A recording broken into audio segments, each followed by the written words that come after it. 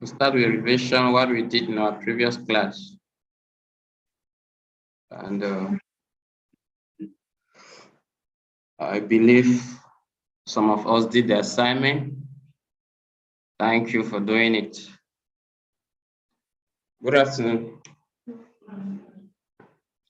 I think everybody can get me now. Those online can get me. I'm sure Dr. Masha is there.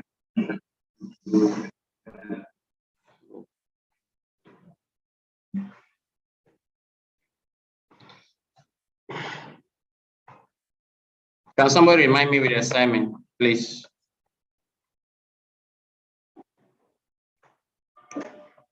Or to save us time, I receive assignments from 3 persons, and I will share with us the results so that we all appreciate what was done by some. Some didn't do anything. Lucky for them. So let me start by sharing the data again. I hope. Can you see my screen?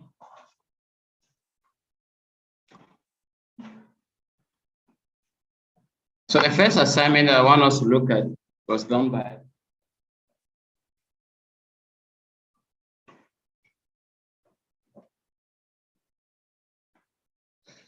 Elizabeth. And I'll start with a question that was given. We were provided a data set, particularly a data set, and the question was to determine whether there is any association between the number of people that died and those that survived in the shipwreck that of 19, I think, was it 1852 or something like that. So we had about 4 variables to evaluate: survivor and sex, survivor and the age, survivor and the number of siblings, and then the class that the person was involved in. That's what we are expected to look at. And so this assignment was a follow-up to our previous class, which basically expected that we should be conversant with using cross-tabulation as well as testing for association and relationship with the use of SPSS and other related techniques. So that's what we wanted that we should familiarize ourselves with. And so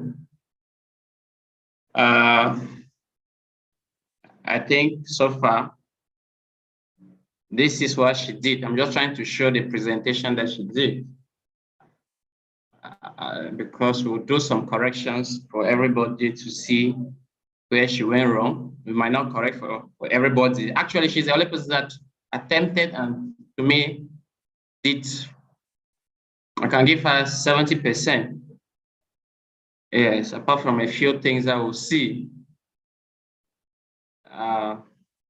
I received Akon's assignment, but she did in the SPSS. I don't think that when you have an assignment, you need to use the software to run the analysis, but you always use a word processing like Microsoft Word to explain your results, because that's what the results are presented, not the SPSS. You struggle to present in SPSS, you face a lot of challenges. It's not adapted for that. It's only designed for you to get the data, copy it to your Word, and do the right thing. So in using SPSS to run our analysis, the first thing, especially looking for association, we started by the concept of you need to be dealing with categorical variables. We all agree that we must have categorical variables. And so with the categorical variables, the only best inferential technique to use would be, if all of them are categorical, will be chi-square. You cannot use independent sample t-test and many others because of its limitation and we'll see. So now, based on what she said, I've not seen this is relationship between gender and the survival. That's her table. And unfortunately, I've not seen the descriptive part of her table. Maybe let's assume that she has the chart to represent that. But it's equally good to bring the table. At times the table is good, not only the chi-square table, right? Yes. So, and she says, from the above table, from the table above and the presentation of chi-square, one may say, my question, why are you saying one may say? Are you imagining, are you trying to, you should say what you don't you are suggesting something that is right. Yes, say what the results are saying, not the one may say. So just little things to edit. The chi-square results show that there is no significant relationship between people who survive in the ship and sex. Since the p-value is 0, which is less than 10%, we reject the null hypothesis. There's plenty of grammar here. And there is a bit of, I think, on my part, I want us to, is a statement, okay, this particular statement.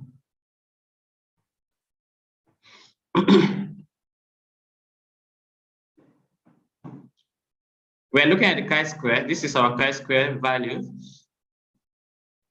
Its degree of freedom and its probability or p-value, which helps us to decide whether the test is significant or not. So what can we say?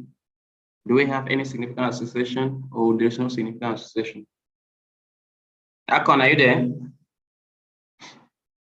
Yes, sir.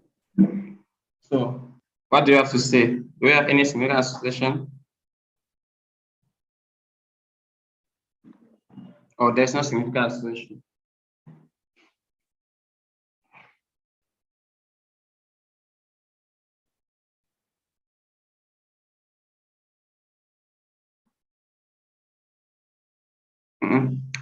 She's quiet.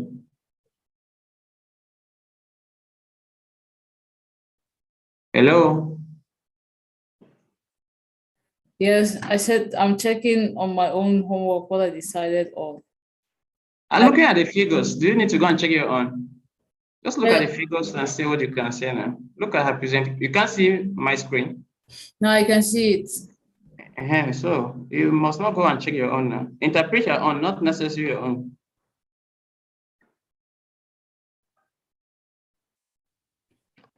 You get the point.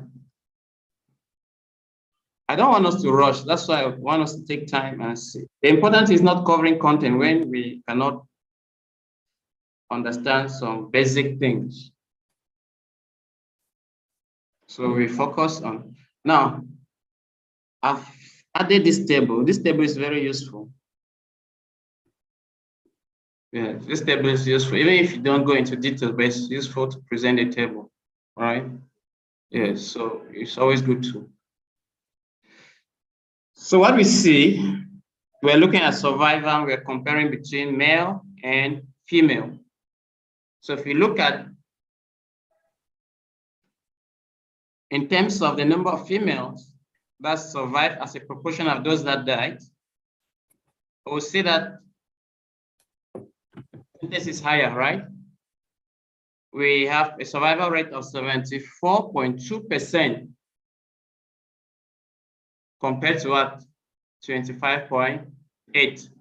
So in this ship, more women survived than those that died.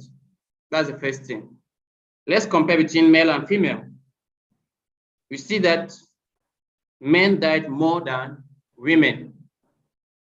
We have 81% of men who lost their life in this ship compared to the female. So the question is there any significant association between survive and gender? What are we saying? In other words, we are trying to ask if your survival or dying in the ship was in any way related to your gender. That's what we mean by association, right? Are your chances of dying higher because you're a he or she, to put it simply? And you see that since more men die compared to women, then there is a possibility that looking at descriptive, we say that gender has a relationship or there's an association between survival and what? And gender. And for us to draw that conclusion, that's where the chi-square results come in. We see that our chi-square value here is 263. We explained what chi-square is all about in our previous class, so I don't have to go back. We have the degree of freedom. We know what the degree of freedom is and its use, and the probability. Now, the rule of the thumb says if our probability P calculated, let me just say P calculated is less than 0.05, what's our conclusion? There is significant association. So that means her statement here is wrong. She said there is no significant association, but her probability is what? Almost close to 0. Because it should be, if you go back to the chi-square table and check the entire, all these values, you see that we have so many of them, such that it's obvious that survival is associated. So we reject the null hypothesis. So there's a contradiction in what she's saying. She says we reject the null hypothesis, yet her statement here says what? There's no significant association. So as a statistician, that's how you're looking. The language is very convincing, but you must look beyond just the words and understand the meaning behind. So which means at this point, she doesn't know the difference between significant association and maybe the null hypothesis. She has no good knowledge of what the hypothesis was all about. Do we get the point? So rather, there is significant association, which means gender depends, survival depends on your gender. That's the conclusion that we have for that. So that is the first thing that we see. So she went further to say, because more men actually, yes, this is good. Tries to bring in the percentages, though she did not. Now, how do you present this? I'm trying to establish when you want to present, most often you get a table of this nature. This is what I expect that you should do. At least you need to format your table somehow. I'll just do the basic formatting so that you can go on. I have my results here. This is what I would do. There's no need for us to watch. The first part is I'll try to, there are different ways to do it. I'll format the table, not to have the lines and columns. I'll go and draw. I'll come and pick my pen. I need a heading using the upper method. Do I need, I think survive, not survive might be somehow useful, but then, and maybe the bottom, no, not here. I put my bottom line here. Now, even with that, there's a lot of information that I don't really need. I might not need these totals here, right? Or you want to put the totals, okay, you can put the totals. If I'm putting the totals here, I may add another column here. I should add a column. To add a column, you just click beside. There are many ways. So these programs, they give you possibility, you add a column. So this is where I put my chi-square value, and maybe in bracket P. I can put it here. So I'll now put my value. I come to this table. I'll copy this. So I paste it here. Oh, a lot of content. So I might not use the degree of freedom, but if you can use it, it will be good. So I can put this one in bracket, which shows that stands for the probability. I do a bit of touch-ups to create more space for that. So I have something of this nature, but it's not still very clean for me, right? There's a lot of information. So what I would do, I will try to collapse. I take my percentages. I might not necessarily have to put a percentage there, put in brackets, I close it up. I put this. I'm just doing this. I will not do it in subsequent classes. So I put my percent there.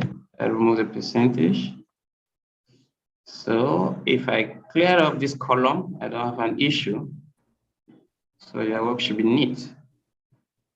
So do I need discounts? Okay, let me just say I'll still need it. I do not close this one. I equally come here. I take this. I can put it here. I think one. I do same. If you have a faster way to do it, fine for you. Time is not a friend. So I clean up this. I delete it. I don't think. Do I need a totals? I don't need it, so I can delete this. I can delete this. Or I delete the whole thing, depending on you. So since I might need to go back and draw something like this. That's why I still believe that in some cases, I might not need this part of the table.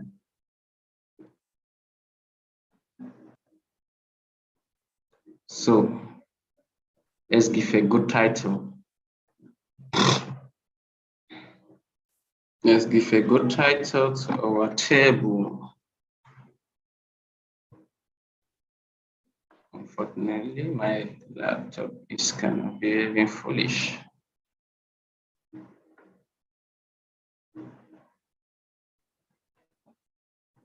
So I clean this. So upper says you put your table. Let's assume table 1. Association between gender and survivor being in the satanic shipwreck. Something like that. This formatting is not part of our class, but it's needful and it's necessary. So the table is not just, it's not still the best, but somehow if you present, somebody might still accept that, but it's not yet the best, and we don't have to spend all our time doing the formatting and look up how to do part of the formatting. Your table with upper method should be, then the title under, and you all have the top. We don't have columns, rows and columns. This one should not be there. Even this total might not necessarily be there, but you can put the totals whatever you want. So you have something of this nature. Like you can go ahead and do your interpretation. That's a bit of formatting, but it's not yet the best. Such that I'm talking with the variable here is gender, then I have survive, not survive, and I have their proportions, then I can do my interpretation. Any worry with respect to that? So the total is not important. I did not say, so you can still put it that we have row totals, column totals, you decide which one to put based on what you want to emphasize. The row total. Based on what you want to emphasize. Are you emphasizing the difference between male and female? Or you are emphasizing the difference between survivor across rows? So it depends on that, what you want to. You can still put all, just it makes your work cumbersome to follow. Okay.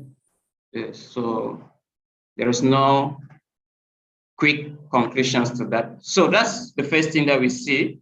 Then you can go ahead and present a bar. At times, for me personally, I'm always conflicted between using a bar and a table. Some people use a bar and a table. Yes, the bar helps in quick visualization. And so you may, but depending on the context. Now, the next thing she did was that she was presenting summary statistics. For me, you need to tell us how you treated your missing values, and that should be all. So you come here, this is not relevant, right? I don't know why she was talking about central limit theory. So I consider all of this to be out of context. Now, the next thing is same situations. You need to format your table so that at least it should be easy to follow. We see the conclusion here, there is significance. So it's clear that she doesn't understand the differences between She doesn't understand the difference between significant and not significant. Now there's insignificant to say significant. So you need to go and revise that. You need to revise the concept that is concerned. Any worry? That's fine. We're just revising what was supposed to be done. So maybe for somebody that just joined yesterday, there was a table that class, might not quickly follow up. Be audible, please. There was a table that you showed us on a website where we could compare the DF. Yes. I was looking for it. I couldn't find it. Maybe you could help us with it so that we can always check. Just look up it online. I did not download it. Just type chi-square table and you'll be able to. You'll get multiple attempts. You can take it easier to get the right information.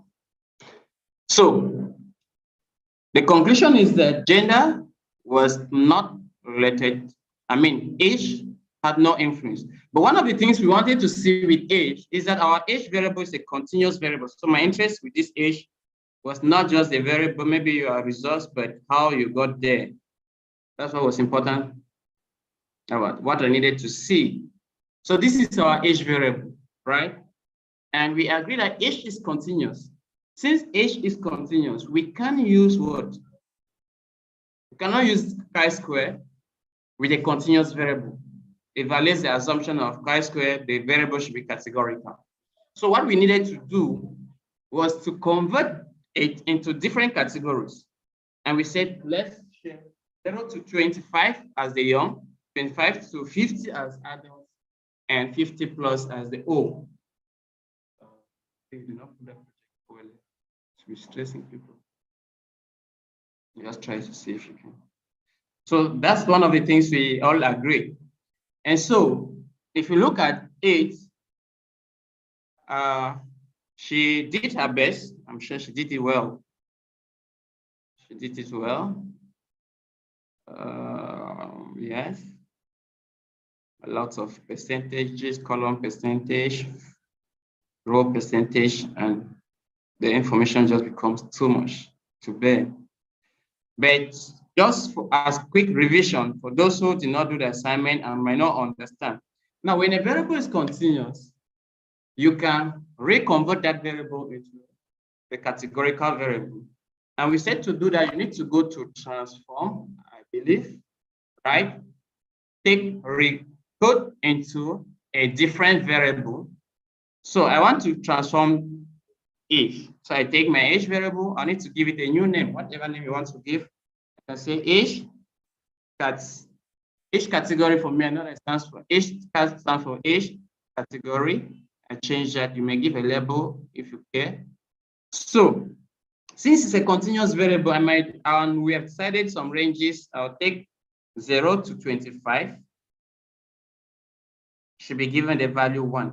What are you saying? You are saying that when they go to the variable age, wherever they find a value between 0 to 20, whichever value they are like between 0 to 21, they should give it a new label as what?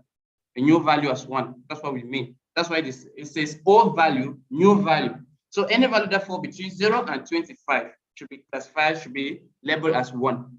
So the application goes and checks all the entire values for age. Any value that is in that range, they will give it the value 1.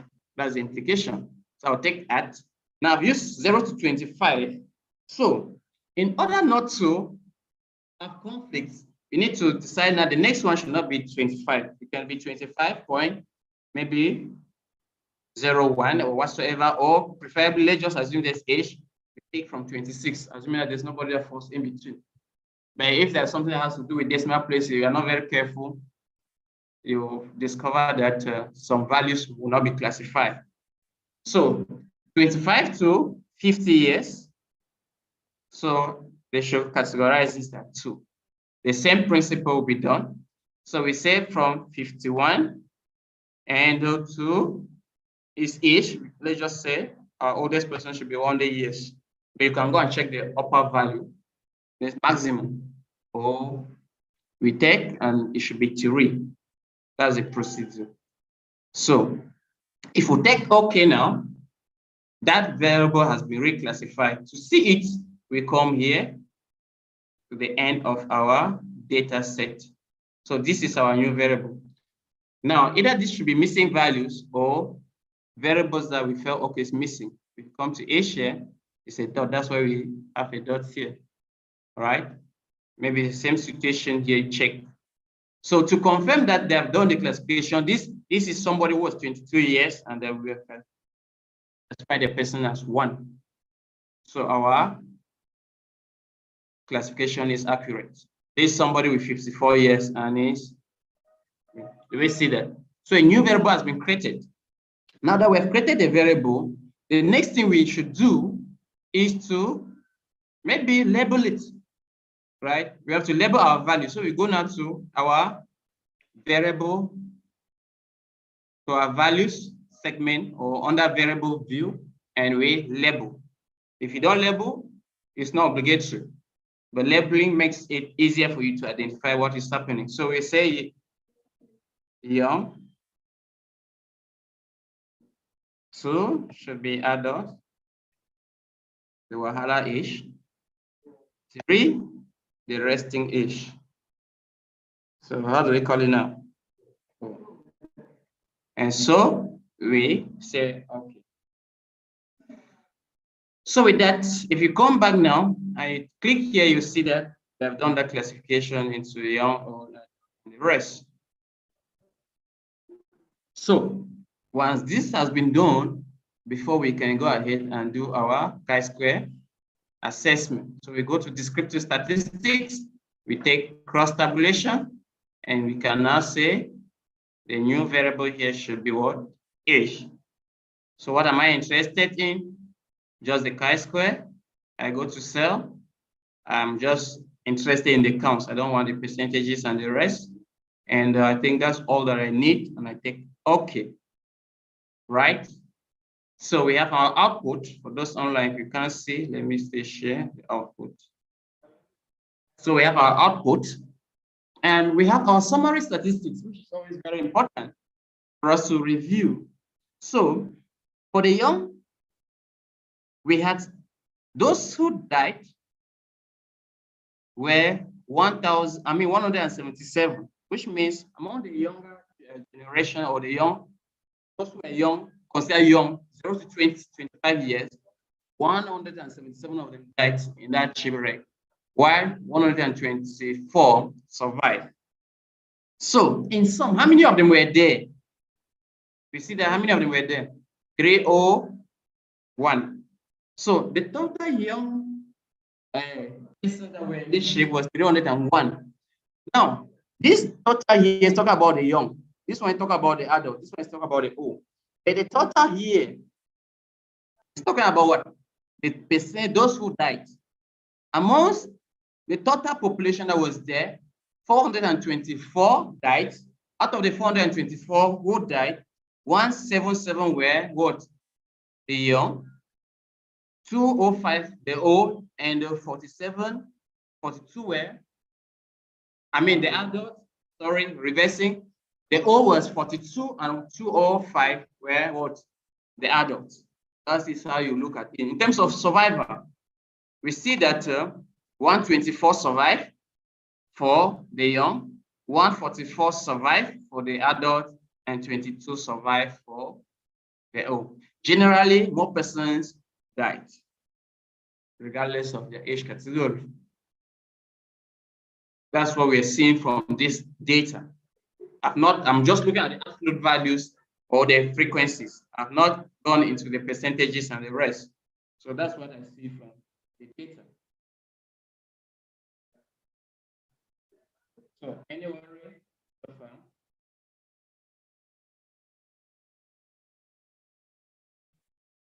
So now we can assess if age and gender, age and survivor were related or associated, right?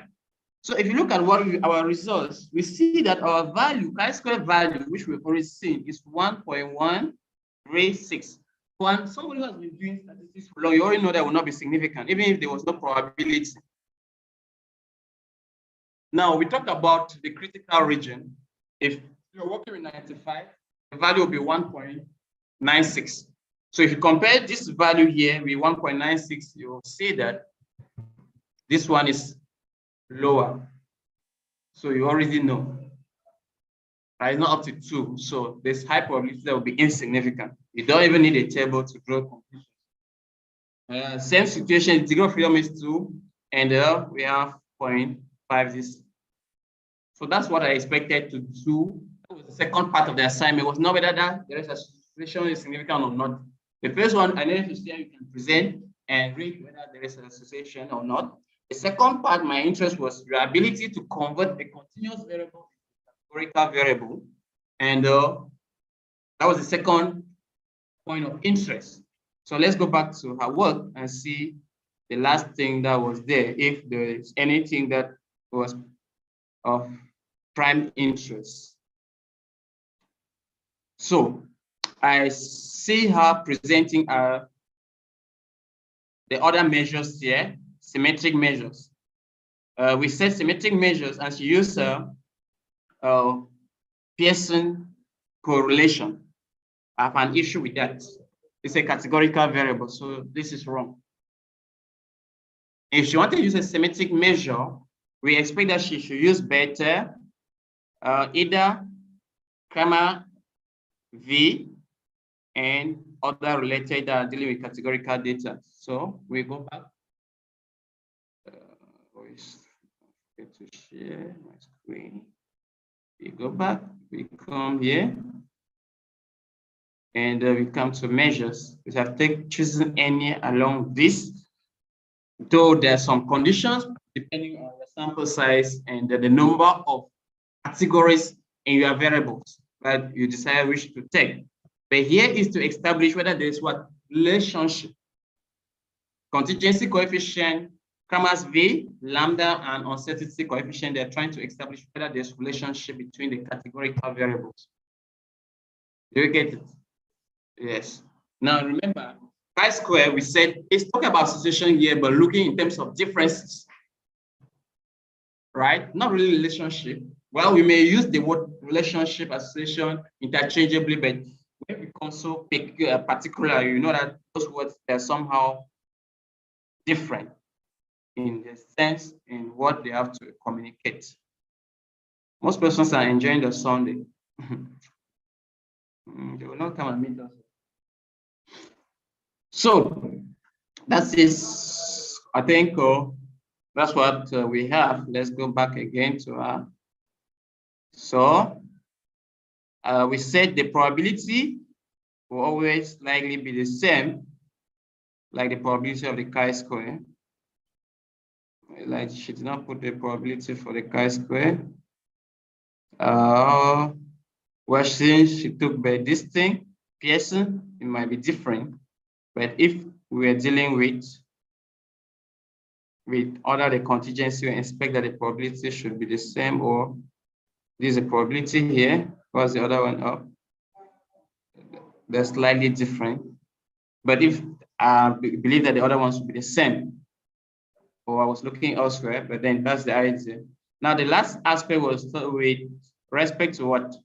Siblings. I think siblings have no differences. had no major issue.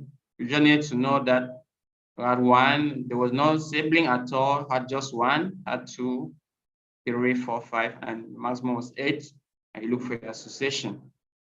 Did she do anything? Well, this is another thing I noticed.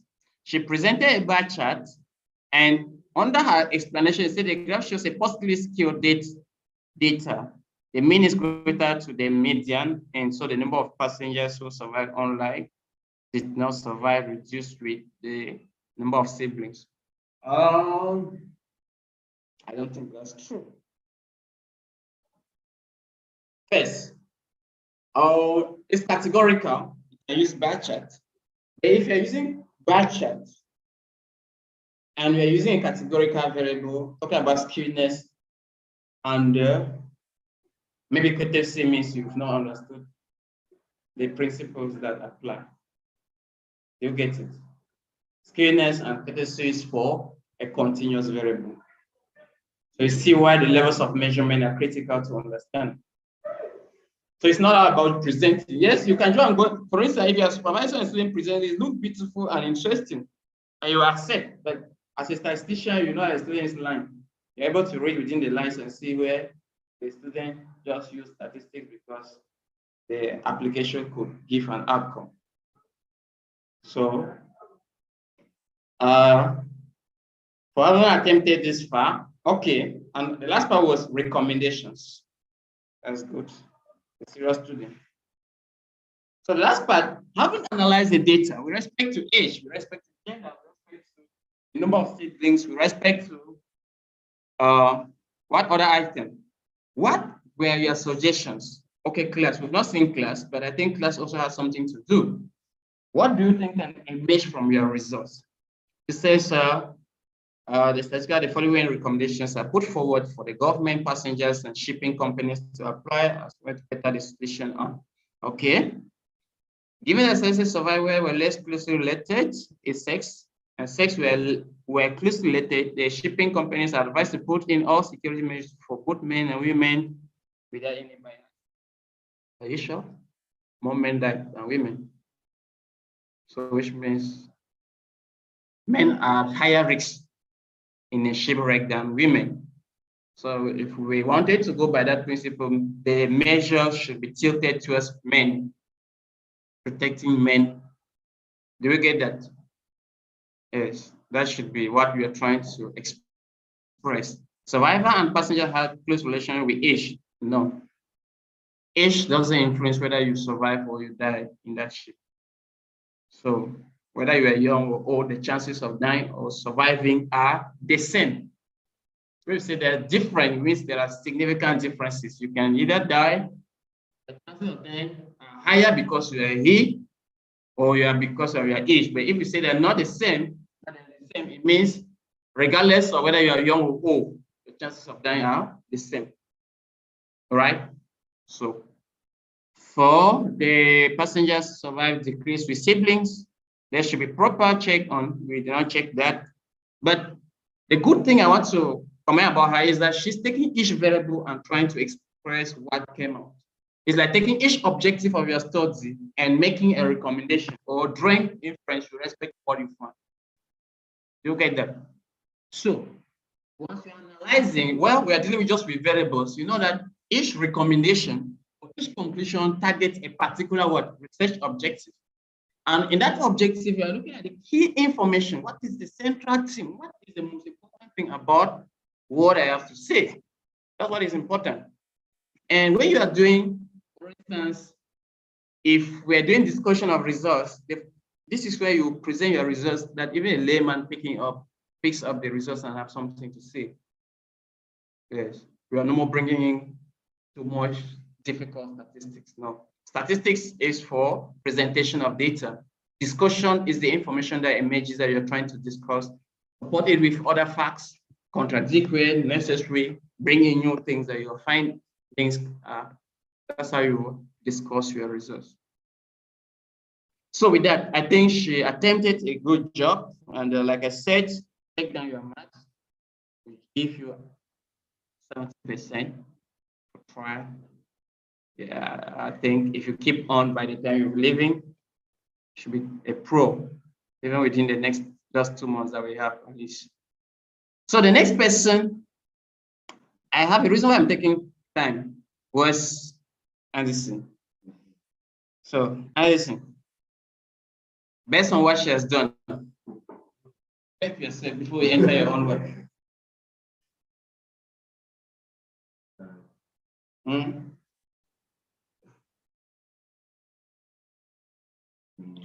You see the necessity of this exercise. It helps you to learn. You know, this is adult learning now. I don't have any reason to run after you. There are people who are not online. Very soon you start disturbing me and telling me this and that. I don't have time.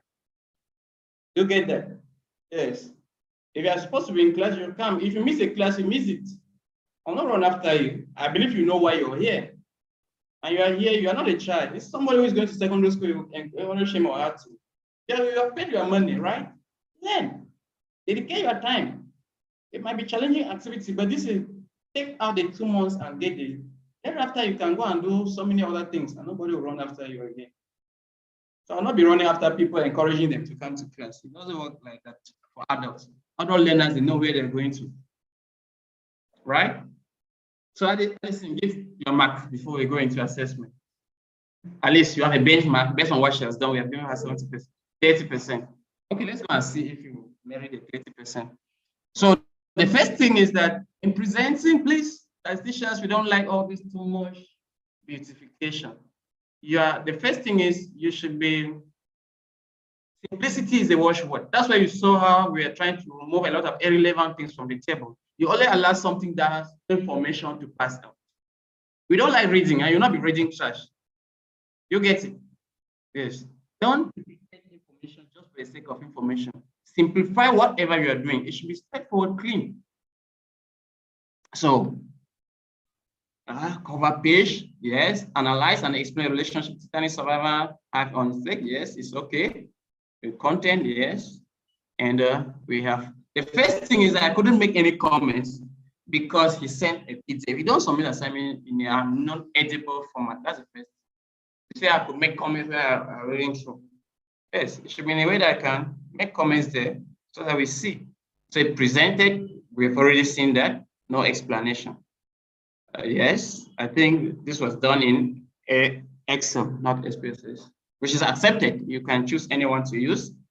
And so, yes, we have our title, we have our bars. Even for your chat, focus on relevant things. You'll get it. Don't put things just for the sake of putting. Only put something that is useful. Yes.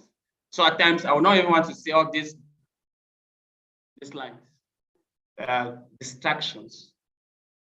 You'll get it. It's be simple. I'm trying to go through lines and it's not necessary. Now, the next thing is I have this. This is necessary, right? Because I'll need to align it with colors. I know that survive is yellow, and so you need a key like this. But if you already read, maybe label this to be maybe survive, then you don't need a key, right? I don't see why you put bar chart here if this already has a name. I'm just giving you some certain things. So why are you putting a bar chart here when we already have? And so bar chart is not the name of a chart. Your title must be descriptive enough for somebody to understand what you're working on. So a bar chart there is not helping us. You get that? It's not helping us in any way. So we just have to see by this. And here it's not explicit what you are trying to establish. Survive, sex, star, survive cross tabulation. What have you said? You get that? So now it comes to, it says description of analysis 1. Okay. I don't see why this is a heading. A lot of beautifications. Not a heading. You're trying to extend what you already presented. So you don't need any, unless there are reasons for you to say like that, you can still do that. But then from the statistics pull up from the variable of sexes, we see why, I always like that you should not try as much as to limit the use of words. You get it? Yes, limit the use of what we see. It is evident, we see.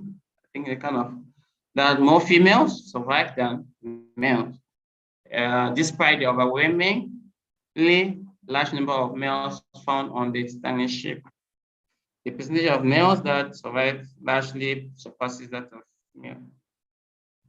This statement and this one, are they the same?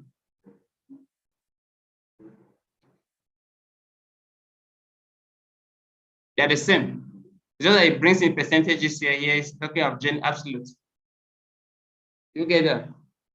So, which means this, all of this could have been refined to be a simple one sentence. Now, where are your statistics? You need to bring in the percentages and the rest here. You need to see that.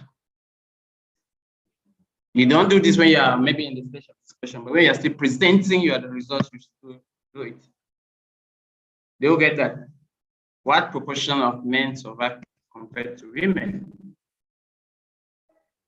We need to see it, so it's necessary. So we also deduced from the chi-square test that there is definitely a relationship between gender of passenger and the survivors. Nothing that more females survive in this strategy. This is like discussing. So all of this, maybe if you are trying to bring under discussion, fine, but we still need presentation that tells us the detailed statistics and the chi-square. So the same follows. Did he do reclassification? Let's go and check this passenger class. Okay. I think class had something to do with survival, yeah. People in the first class will obviously die because there were so many of them and some standing on the other. So that tells you that when you go to a park, you go and take VIP bus, the chances that you die or are reduced. Recommendation. So he did not do class. I've not seen ish. Okay, this is it. Do we have the same results? Yes, we have the same results. How many marks should we give him? Let's grade together. He has given himself 7%. I mean 30%. So what should we give him?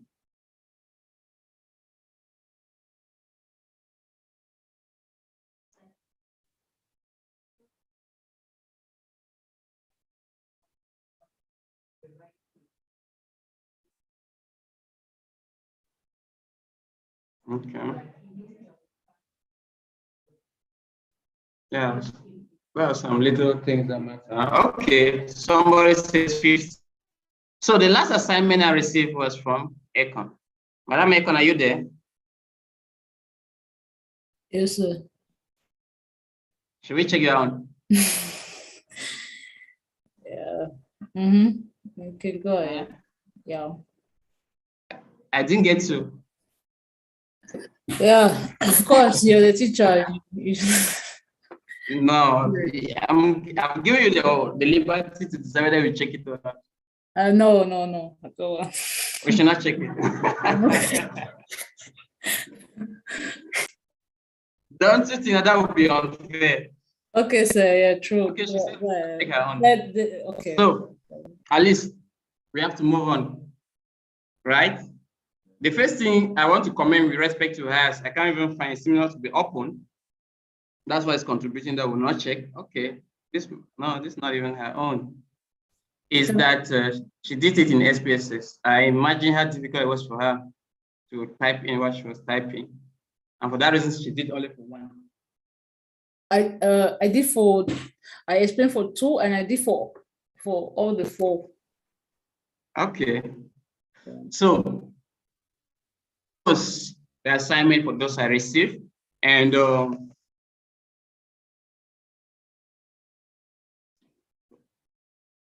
for those who submitted, if you submitted, you have at least 50% before the extra consideration in terms of the quality. Be taking out your marks. So this was on 5. There are some person already have 2. So somebody with 4, somebody with 3, and somebody with 2 in that order, the order of presentation as we've done. So take down your marks, be taking your marks for yourself. So with that should be all. Any question with respect to what we've seen thus far?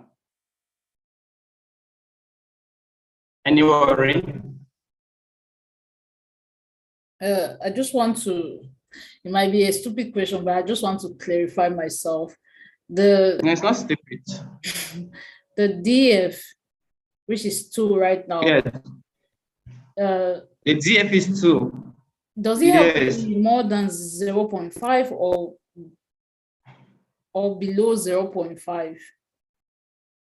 Oh, I think you are bringing in 2 things here. DF is degree of freedom. Then when you want to compare and mention 0.5, you should be talking about with respect to probability. DF can be 1,000,000, DF can be 10, it can be 1, it varies, right? Yes. Now DF stands for the number of maybe variables in for instance, if you look at the DF here, it's 2. And that is because we have 3, I think we have 3 options: first class, second class, and third class. N-1 here gives us that K-1, which is 3 minus 1 gives us the DF of 2. I don't want us to go to the mathematics. That we have 2. If you go to the first one, the DF should be 1 because we have 2 options, male and female. So DF here is 1. We have 2 options and we take away 1, it gives us this. Do you get that? That's how the DF is gotten. But the probability is independent of what the DF most often we go with the chi-square value. What is the essence of the DF? Now the DF is giving you that if you want to use a standard chi-square table, you go to the standard chi-square table as we did the last time and check under the value 1. See it. If you are checking at 95%, you compare what you have at this value of 1 with what the people have and the one that you have gotten. The rule of the thumb says the value you have here, right? If it is greater than the 1 at this particular point on the table, then your chi-square results will be significant. In that case, you don't need this probability. Even if you don't have this probability, you will draw conclusions and will still be relevant. Do we get that? So I needed to go, if I go to the table at this point 1, I expect that the value should be around 1 point something. It might not even be up to 2. So 263 is far greater than what? 1.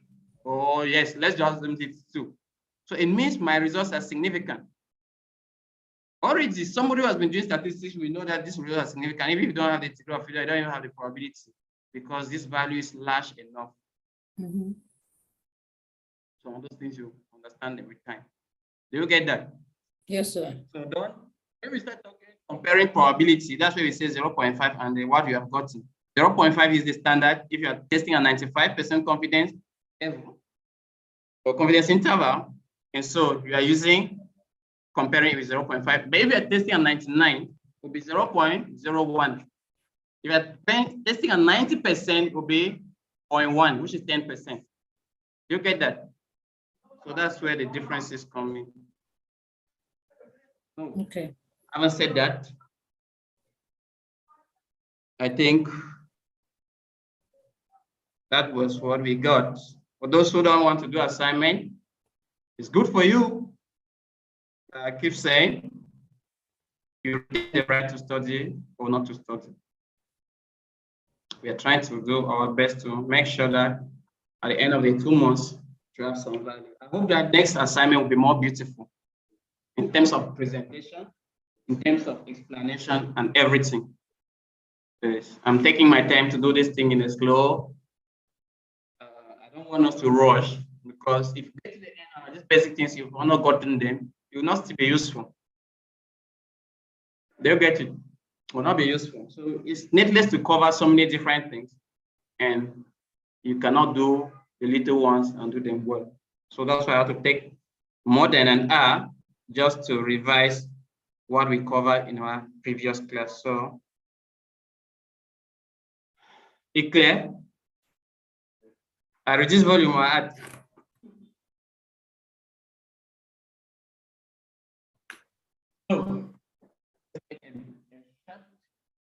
Break for a minute to come back and start today's work.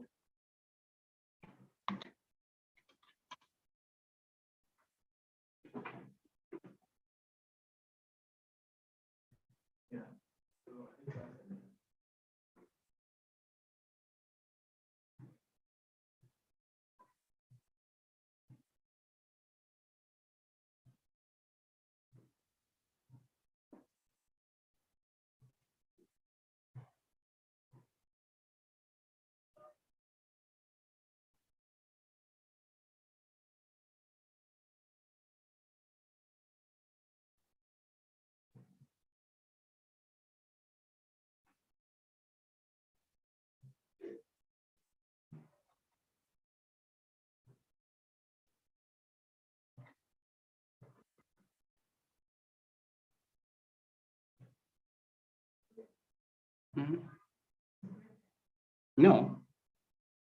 So 1 minute. It's not break time. Don't go anywhere, please.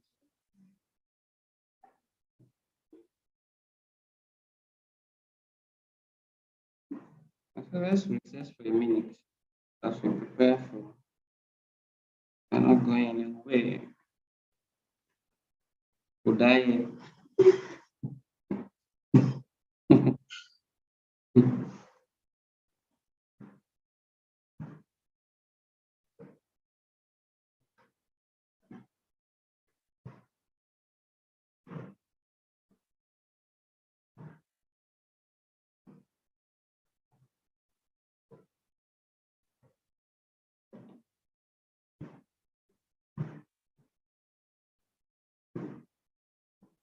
How is this thing making me fresh now?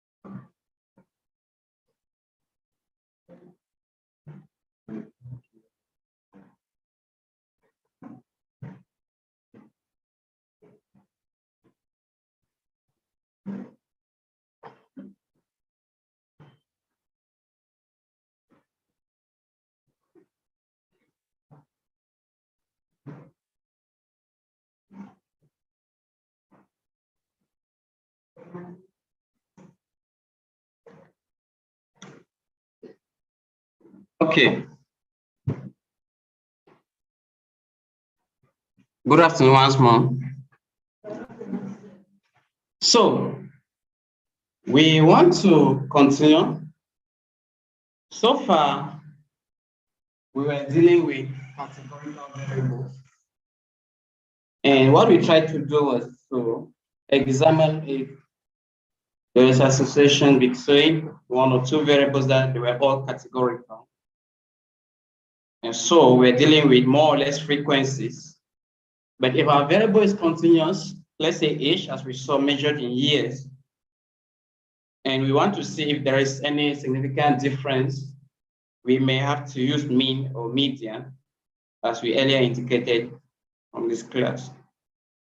So that's where the compared means comes in as some analytical techniques to use. Basically, the idea here is that you want to compare if the mean of one group is different from the mean of the other group. Take, for instance, you are dealing with male and female, an academic performance. You want to compare if the performance of male significantly differs from that of female in a class. So it basically means you get the performance from male, get that of female, compute the means, and compare them. Well, the descriptive statistics will help us establish that, which means we can have the mean for male, the mean for female. But then, with descriptive statistics only, it's difficult for us to say if that difference is just by sample error or by chance, or it has an inherent meaning or influence on the overall results. So with such challenge, concluding from simple descriptive, there comes a necessity to use inferential techniques. Now, we have said that we divide inferential technique, or we categorize inferential techniques into into parametric and non-parametric. In this class, we'll see the parametric, and maybe the few classes we'll see the parametric techniques, and subsequently we'll see the non-parametric.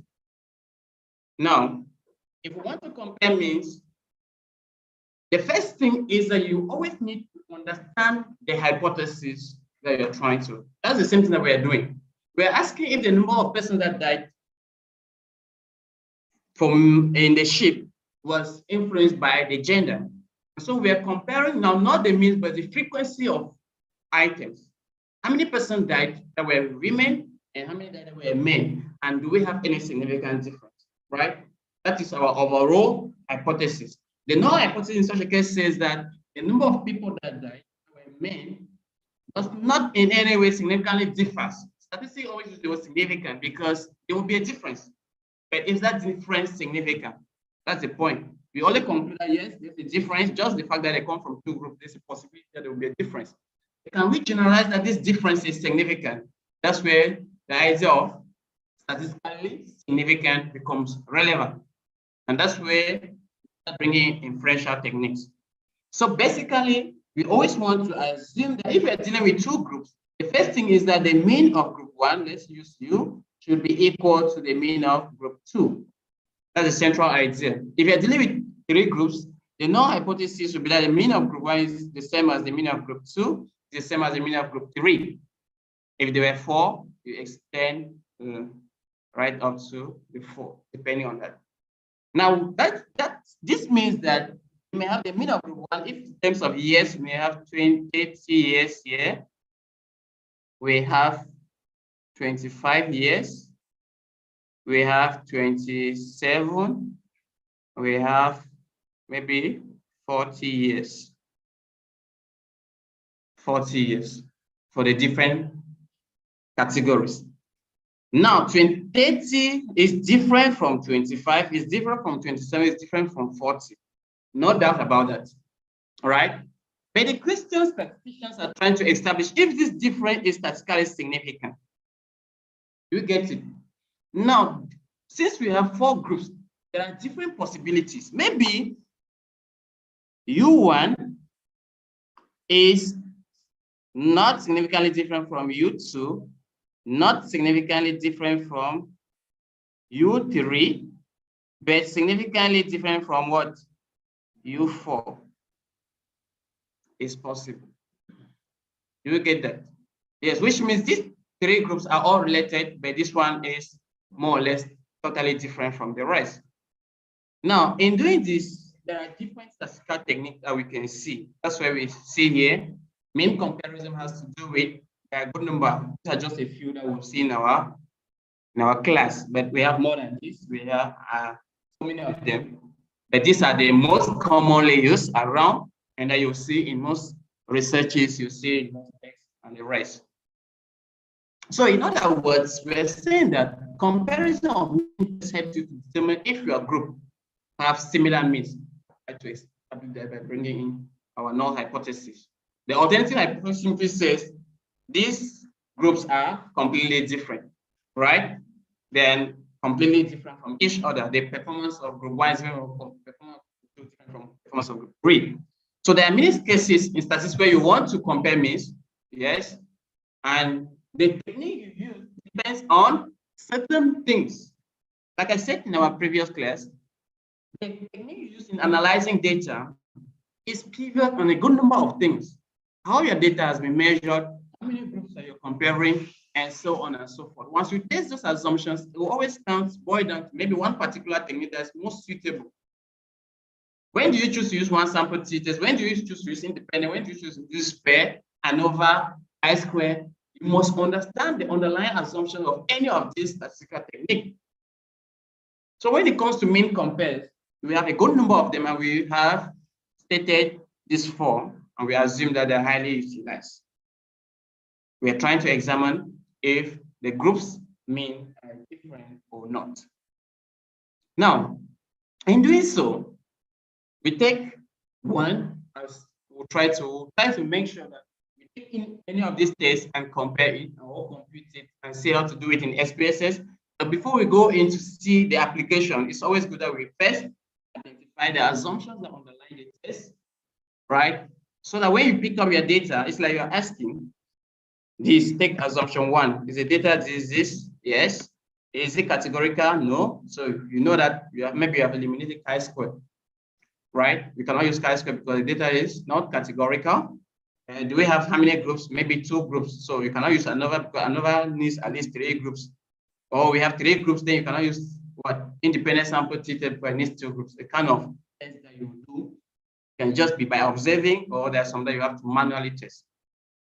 So in that light, we will examine this test. So the first test that we want to see in this category is the one sample t-test.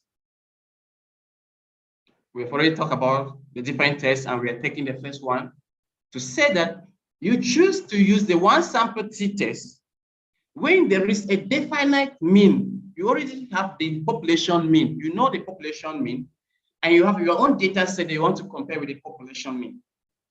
All right? For instance, let's assume that we are trying to study the performance of students in a subject, economics. Let's just assume economics at the GCE level. And so the population mean here will be referring to the average of all the economic, maybe the average performance of economics in the national territory. Let's just take the case we're dealing with Cameroon as our entire population set. And we now know that the performance of students, the average of students for 2022 GCE, which is still to come up, but we already have it, for economics is 12. Right? Is what? 12 on 20. Now we have this national average. It's a known mean. So we have the population mean. We know it. Now you have been teaching in which school now? One Omokoro Community School.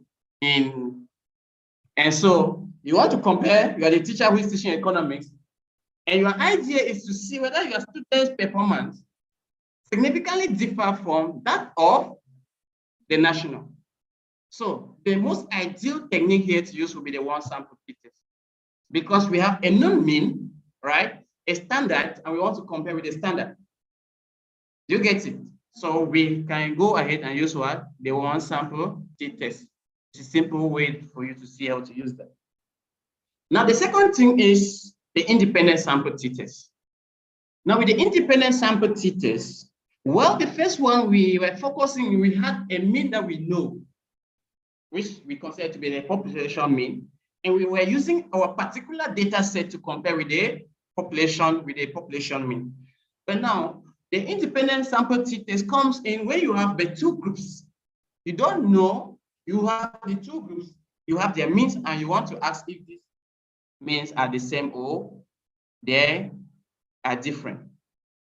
So in that case, what are we saying? We have our own sample mean, and we want to compare our sample mean with the general mean of the entire class, or for the 2 groups that we know. Maybe we want to compare now, we have taken the economics, instead of comparing with the national average, we want to compare between male and female, right?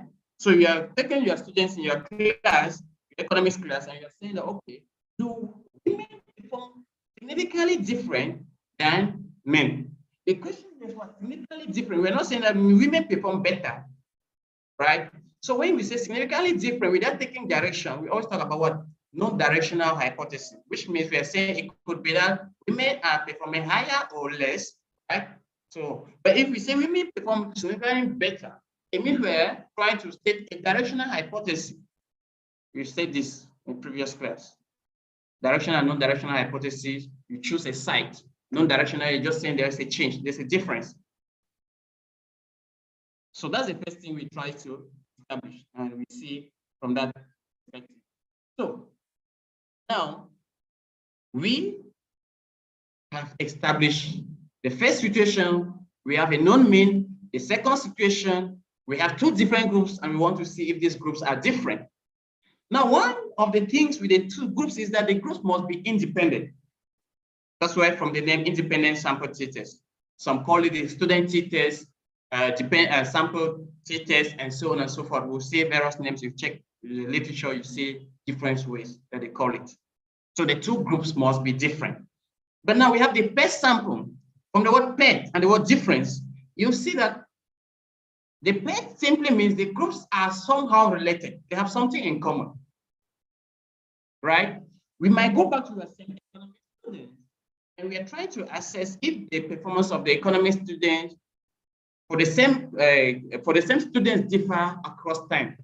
Maybe the first semester or the first, how do we call them? The first term and second term, right? My first term, the students perform like this. Second term, they perform like this. And so I can compare their performance for the first term with that of the second term. Now, there's the same group of students in the first term and the same group of students in the second term. So there is what? That relationship, they are related, right? But in the first situation, I'm comparing men and women. If you belong to a group of men, you cannot at the same time belong to a group of women. You must belong to one category. But in the second case, we see that there is a relationship. The person in the first group have a mark and the second time has a mark. So there are relational hypotheses or variables. Do you get that? So in such a case, and your groups are only two. Remember the first one, we have only one data set or one group. The second situation, we have two different groups. But the third situation, we have what? Two groups, but they are similar.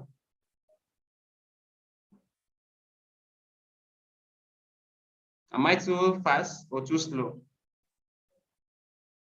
Okay. Now, in that situation, we say that we can use the sample t-test to evaluate that. So the groups are similar. Now, the last situation that we'll see, we have to do with what? With more than two groups.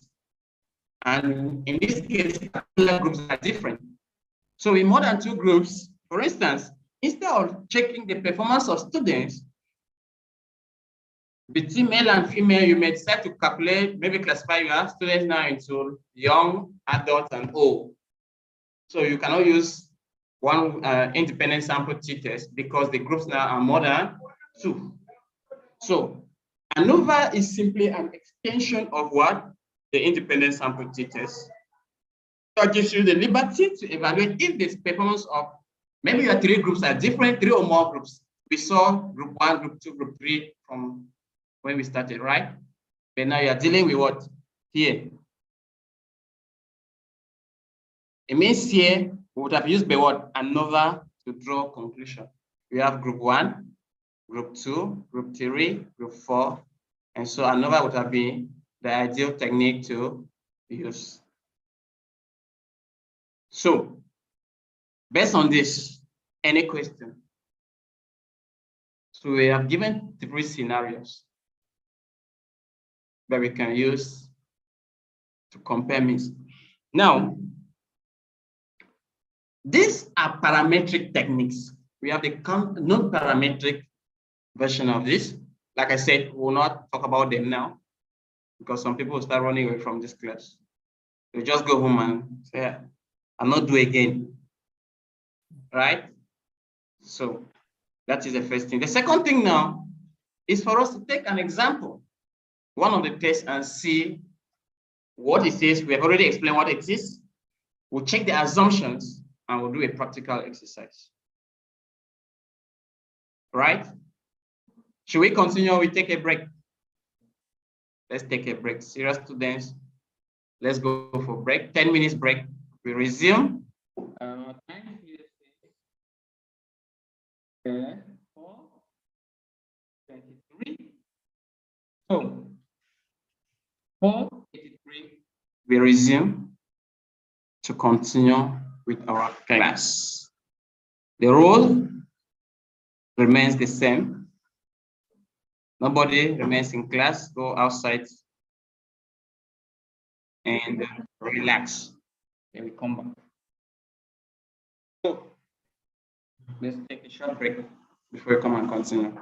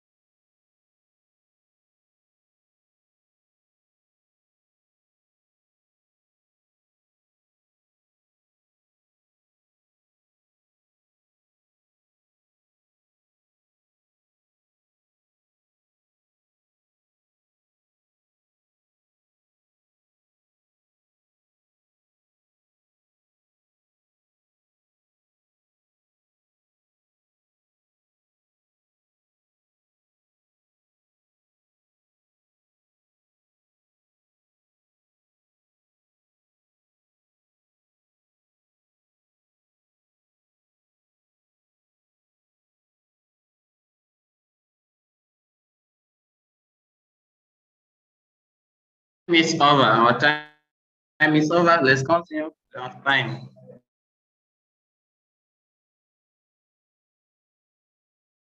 Say 4:33. It's 4:33. Time is not a friend.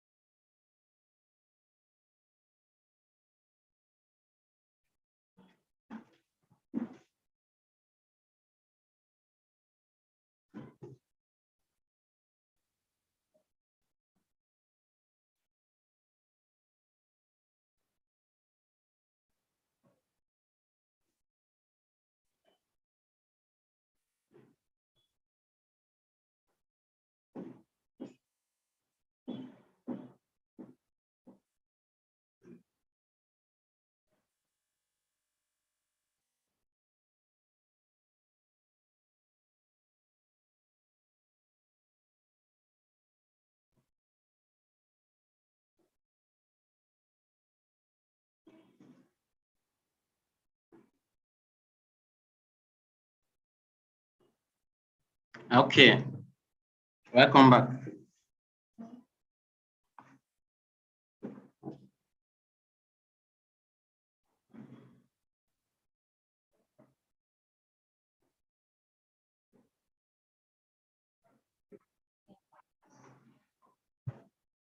So before we took the short break, we were discussing the different possible tests that we can use when examining differences among groups or groups, two or more. And we saw that we can use one sample t-test, we can use independent t-test, we can use the PET, we can use ANOVA. And we said this is for data that is normally distributed. We have emphasized what means by normality and how to even check normality. I'm sure we said that.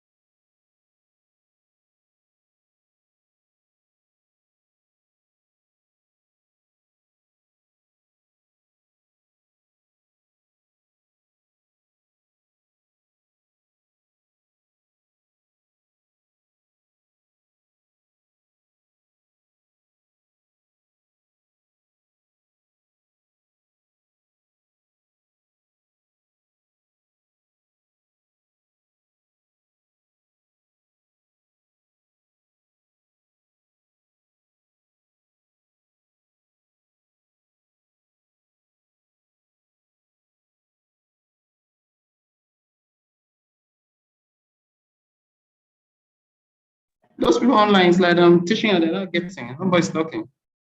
Are they even there or they've gone to? I'm there, but I wasn't getting you. I thought that maybe you guys were still. So all this noise that we're making here, as I said, Nothing. I did not get and anything. my friends here who are not even paying attention. So we are looking at the assumptions of the independent sample t-test, which is one of the tests that the test that we'll see. Now, the first assumption says your dependent variable should be measured at an interval or ratio scale. For me, this is the primary assumption that once you test and it fails, you know that there's high probability you can use the independent one sample t-test. So these assumptions are kind of arranged in a chronological way. But if I test and I discover that my variable, my dependent variable, is not a continuous variable or a scale variable, then I know that no matter analytical techniques I want to use, the one sample t-test might not be ideal. However, if the dependent variable is continuous, it doesn't still conclude. We need to test other assumptions, right? The data are independent. Independent means your sample population should be different from your sample should be different from the general population. That's why we're studying our class performance with respect to the national average, maybe for the previous year or so. We want to examine that. So you should, at least if you don't have any information with respect to the population, it becomes difficult to do that. So you might not use it if you don't have what? A known mean. Another situation, for instance, you may know that the standard length of a door is 2 meters. And so you have given somebody to produce you a door. So you can take the door that was produced and compare it with the standard. So the 2 meters become what? Your non-population mean, right? The fastest way from Buea to Kumba, I mean, the time it takes from Buea to Kumba is 2 hours. That becomes a standard. How fast can your car get there? You compare with that standard and see if there's any significant difference. So you have a known mean. Do you get that? That's a principle. So you must check that. Now the test assumption to verify if the first two are okay is checking to see if what? Yeah, there are no significant outliers. We saw what significant outliers are and what they can do to our data. We already know that your data should not have significant outliers because they will distort the information. And we can check significant outliers using the box plot, the stem and leaf, and so on. So you must, this one, the first two assumptions, the assumption number one, you just need to observe. The second one, it still has to do with maybe observation. The third one, you need to use another statistical test to verify that. Remember, they're still talking about the dependent variable here. The dependent variable, there should be no significant outliers, right? Now, the fourth assumption talks about normality. Now, for all parametric techniques, we have assumptions of significant outliers and normality.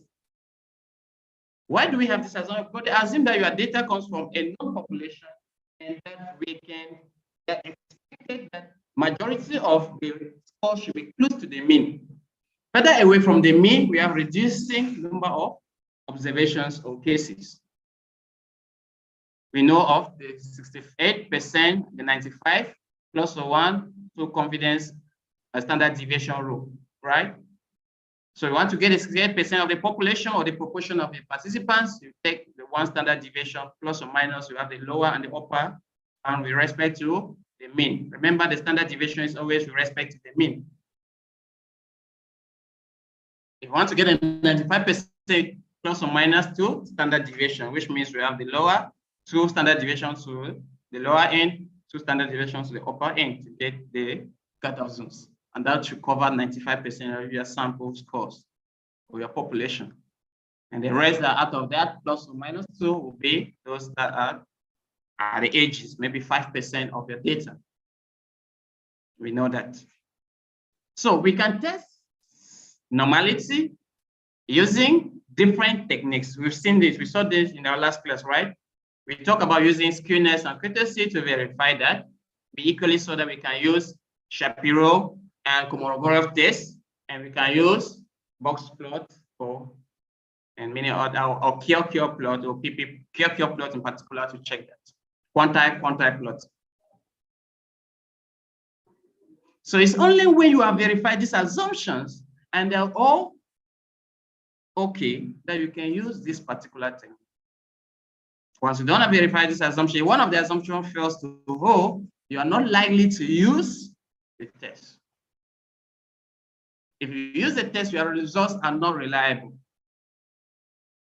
Yes, you have an output. SPSS will always give you an output so long as the statistical software can successfully your results will not be reliable. So it's important for you to understand that.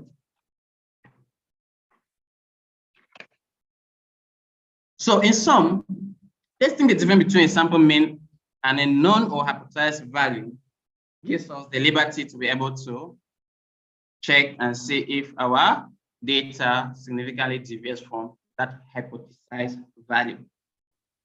Does my car take far a lesser time to go to Yaoundé to do Kumba as compared to the general, or a higher or the same? Is my class performing the same as the national average, below or above? That's what the statistics help you to do. Any word? Any question? Yes. Oh, okay. I thought you have a worry. You are angry. So with that, I think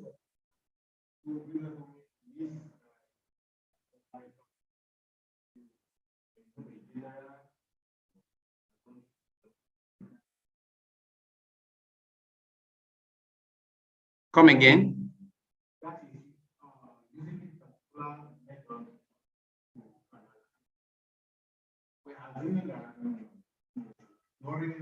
The population mean, or there's a standard somewhere that you're trying to reply. Yes.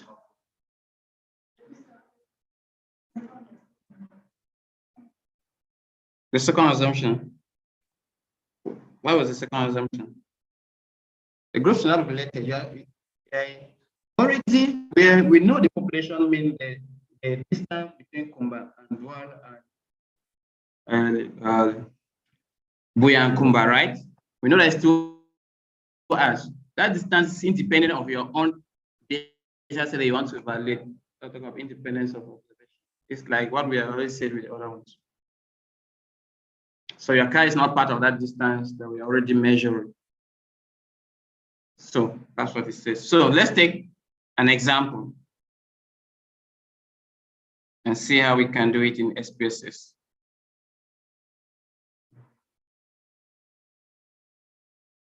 So example 1 here, we want to evaluate and see this data set. I believe we have it. It's provided by SPSS. So I did not share the data because I expected us. Last time we said how you can access this data. So we will go and access the data ourselves here in class. We have a case that says a manufacturer of high performance automobiles produces disc brakes that must measure 3 to 2 millimeters in diameter. This is our expected what? This is our hypothesized mean. The population mean is 3 to 2. So we have a standard, right? Now, quality control randomly draws 16 discs made by each of 8 production machines and measure the diameters. What are they trying to evaluate? So the first thing is that we have a standard, and we have taken the company now, maybe have bought about 16 of these machines. No, they bought about 8 of these machines, right? And we want to evaluate if what these machines are producing gives us 3 to 2, which is our expected, or it deviates from that normal. Do we get that? So that is our standard, and we want to verify if our standard holds or it deviates. So we can use the one sample t-test to do that. So how do we do it now in SPSS? We have to go and locate our data. Who can tell us how to locate our data? They have given us, I think the name of the data will be breaks or something like that.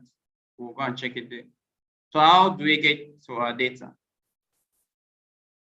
Well, I go to my drive C, I check, I go to program files, I see IBM. Yes, those online, you just, I believe you should already know how to do it. You get those samples. If you don't see under program files, check program 586, depending on your setup. So we have English, and I have the data here. And I believe the data we want to use is the one breaks. So let me just copy the data and put it here. So I expect you to follow that procedure. That's why I intentionally did not share the data, because I want us to go and locate the data ourselves. So we have the data here. So what's the name? One breaks? Breaks, yes. Just breaks. There's nothing as one attached to it, I think. Oh, okay. Provided by SPSS. So I've opened, check. I think there's another breaks there also. But make sure that we have the same breaks. There's nothing attached to it, just breaks. I'm sure. Or if just one, then we're fine. So we have the data. The first thing I want us to do is to check whether what these machines are producing, right, without categorizing the machine is the same. That's the first thing I want us to evaluate. In that case, we simply have to go ahead and run the data. We don't need to separate into the different categories of machine.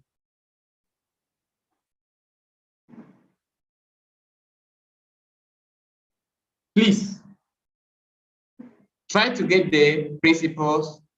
The practice is not difficult once you get the role of the tongue. So now, for us to attain this, we go to analyze. From analyze, we means, and we take one sample. But then we have a series of assumptions. We need to test our assumptions before we continue to see if we're doing the right thing right. So what was the first assumption? What's the first assumption?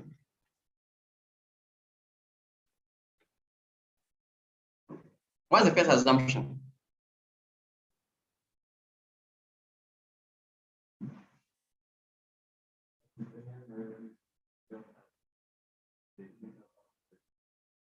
Be audible. Somebody who is online to get your dependent variable should be at the interval. Your dependent variable should be measured at interval or ratio level. So is that assumption met? What's our dependent variable here? Which scale? I have just two variables, machines and breaks. I don't want to go into baby grammar. So which one is dependent, which one is independent? Machine. Pardon? Machine is in. Machine is dependent or independent? I think machine is independent. Machine is independent. Okay, I don't know. I get what you give me. If we say machine is so, let's assume that say machine is independent. So break should be dependent, right? Yes. Okay. It makes sense, logical sense. The outcome would depend on the machine that we have used. So the outcome is what? The diameters or whatsoever. It depends on the machine that we have used. So dependent variable is the breaks. Now the first assumption has been made because it's continuous. I believe it's continuous for all of us, right? The second assumption says they should be independent. Yes, we have our own data we want to test with the standard, and the standard is 3, 2, 2. So the second assumption made. The third assumption talks about what? The presence, there should not be significant outliers. How do we test that? No person.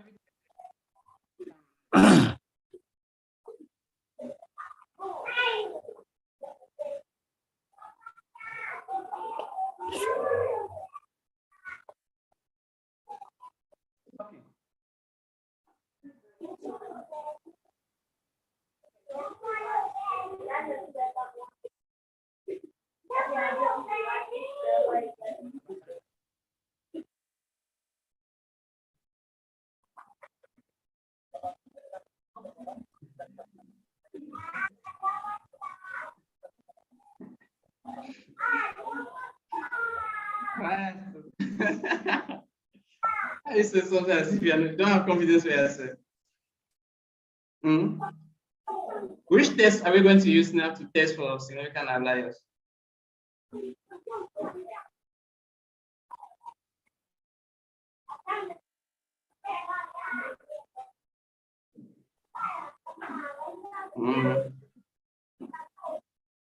Okay.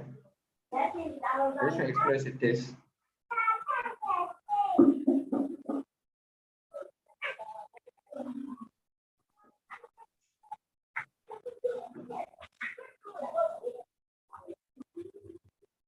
So we go to explore. This analyze. Let's take on explore, right? Under explore, we send our dependent variable. And normally we need to test across the different machines. But now we will not test across the different machines because we have given 2 scenarios I want to use this data. The first scenario says we will just test the data without separating the different categories of machines. So we put our dependent variable to statistics. Let's take outliers, and we take stem and leaf. Do we test for normality? Yes. So we have to test for normality. So we just go ahead and take the test as well. What do we have again? No, managing cases. Okay.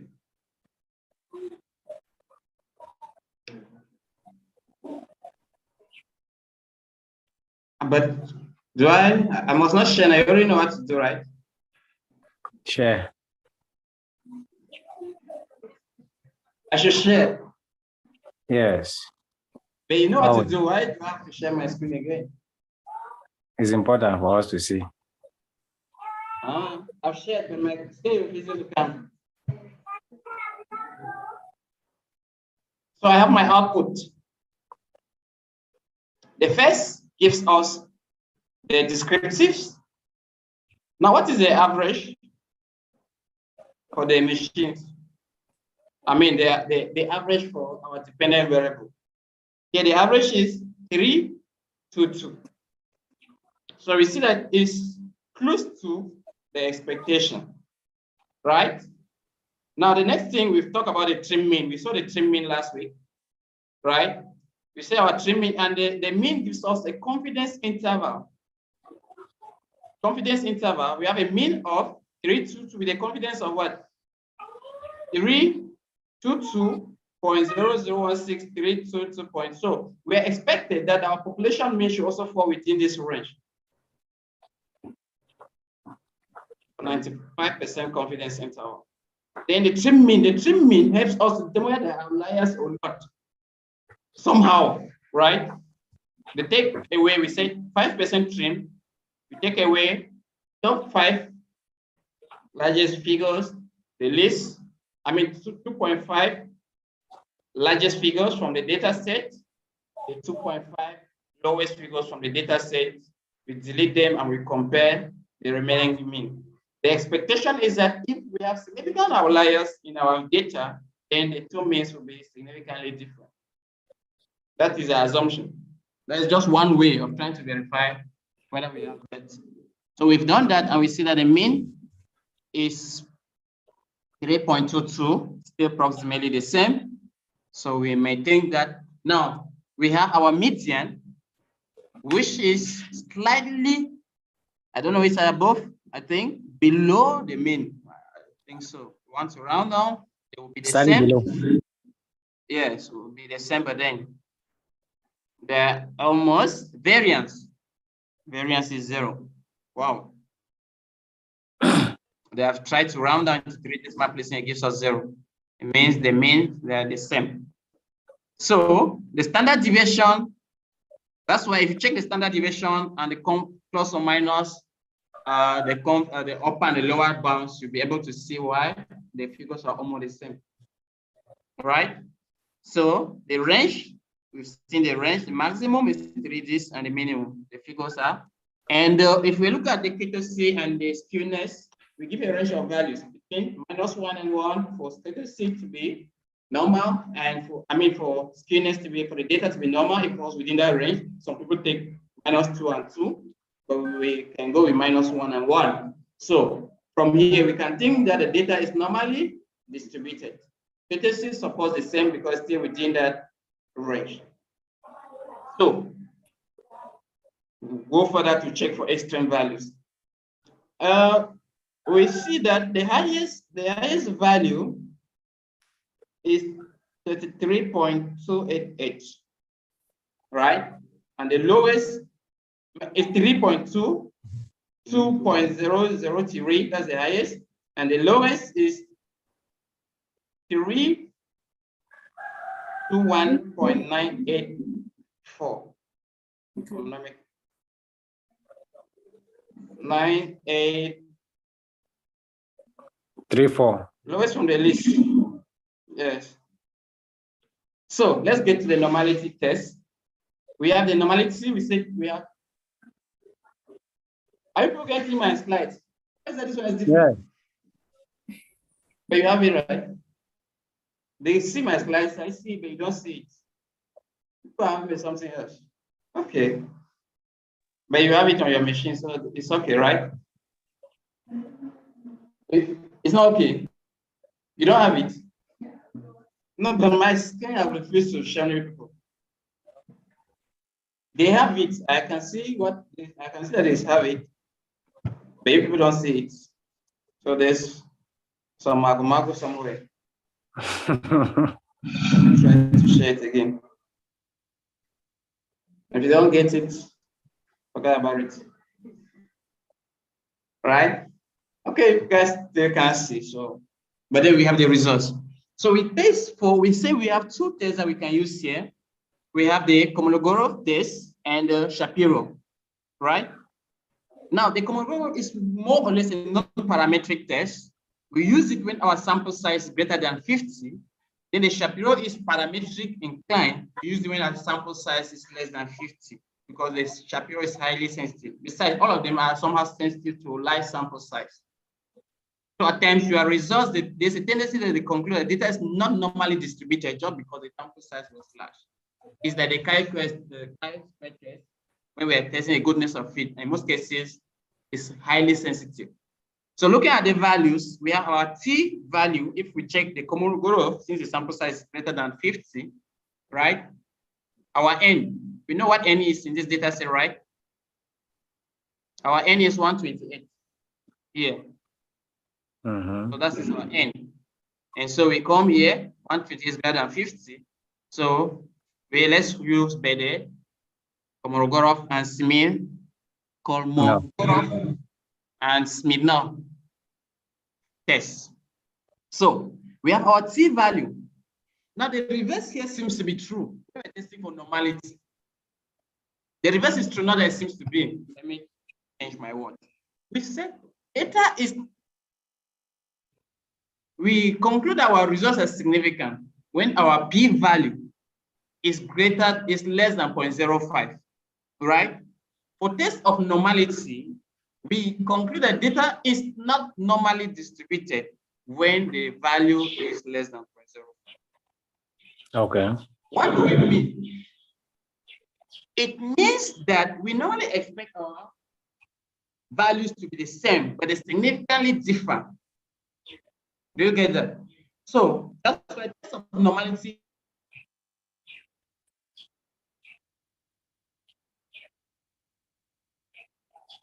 is kind of a reverse for when we are the value and variation.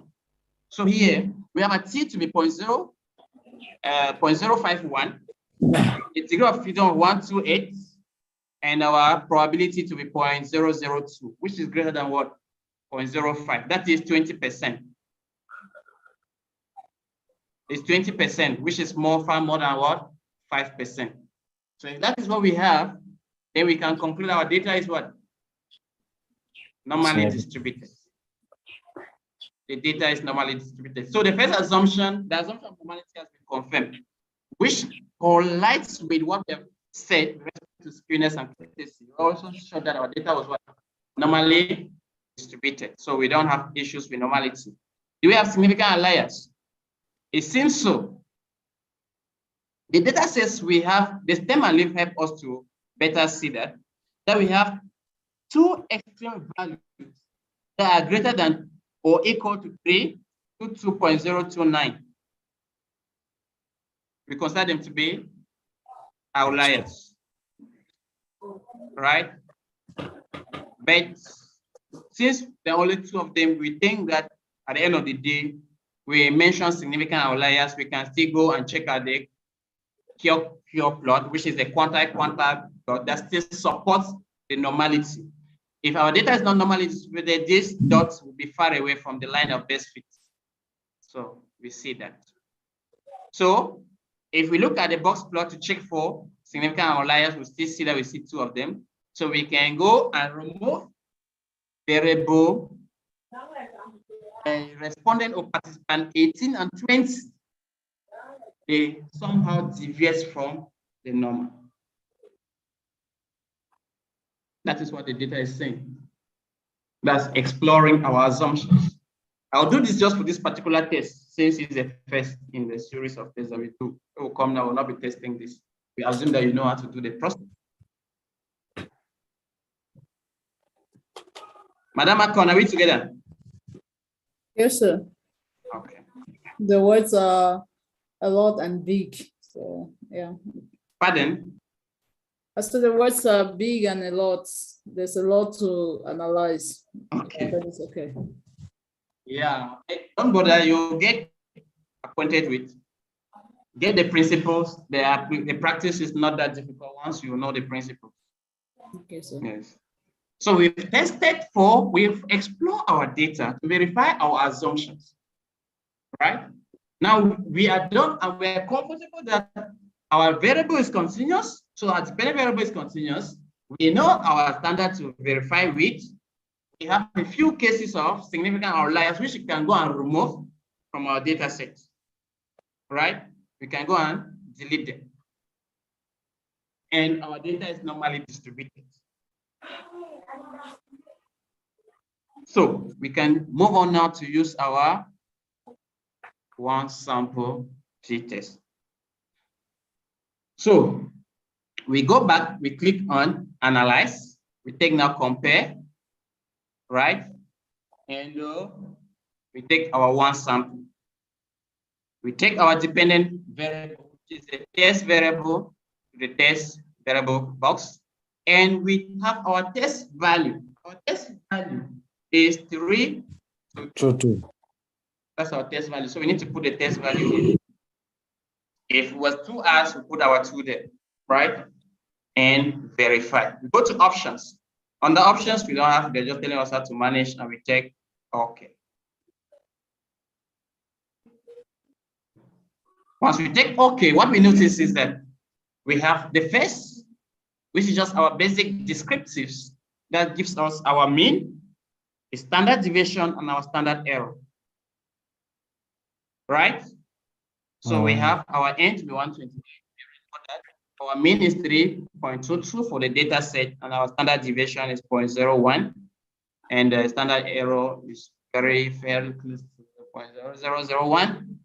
And so let's verify our assumptions. Now, this is all along we are struggling to come and look at this.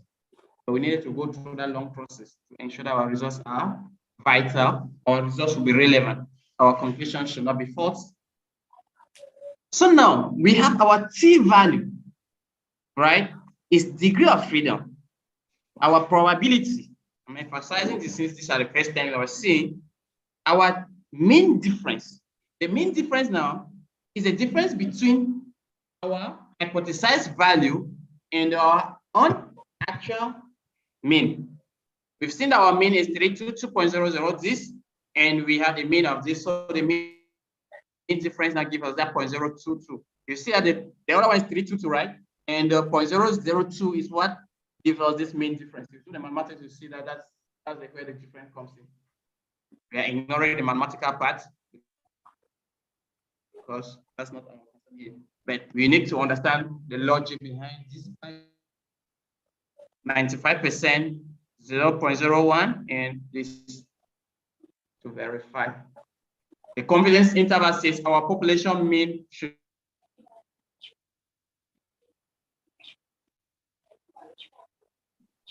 plus or minus 1 standard. So the question we're asking, based on what we have seen, can we conclude that there's significant variation between what we are expecting and what the machines are giving?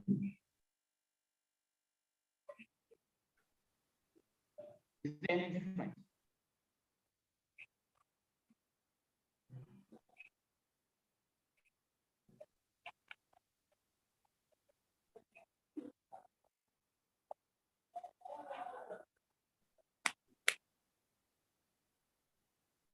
Nobody talking.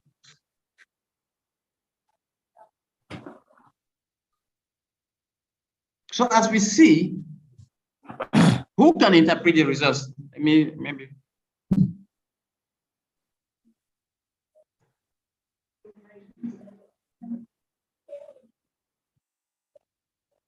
Who can interpret our results? Do we have significant variation between our expected and actual?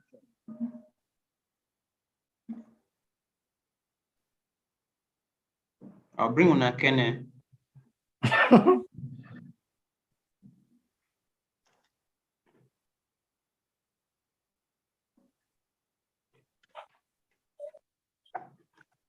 Well, since nobody's talking, I assume that we know what.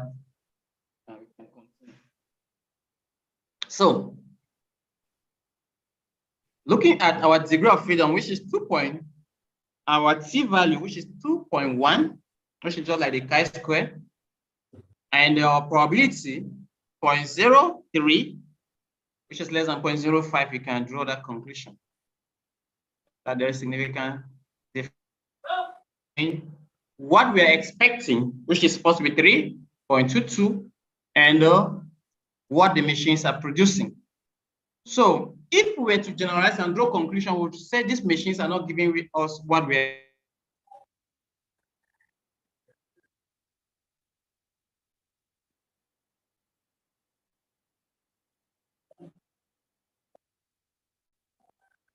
Assume that you have a door and you have given, we already have a dimension of the doors that anybody that wants to produce those doors should give an exact dimension.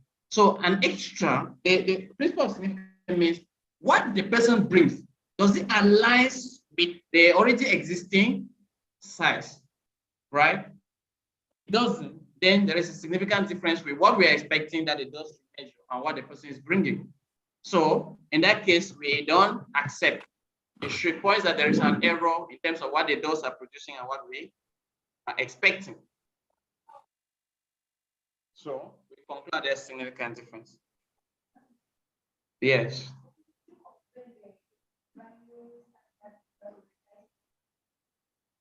Yes.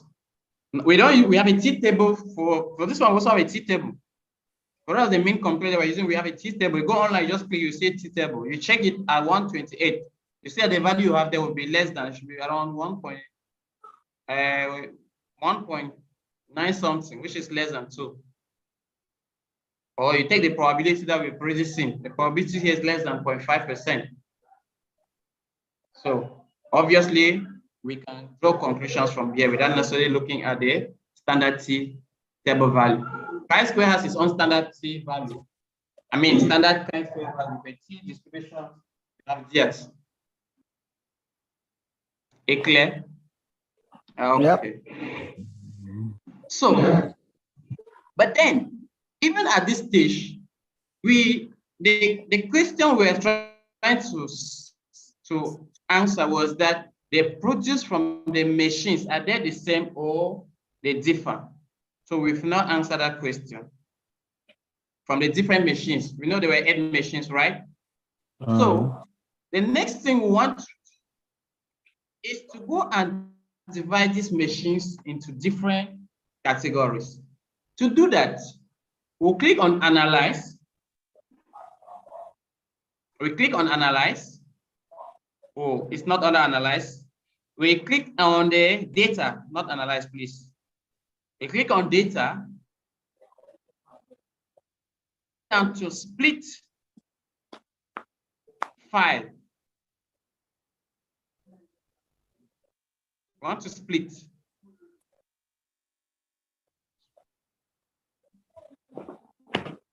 We click on that, and they bring us our variables of interest. We have machines, we have breaks. Which one should we put? The one that they should compare groups. They should compare, we'll compare our standard with the different groups that we have, right? So we're expected to bring in our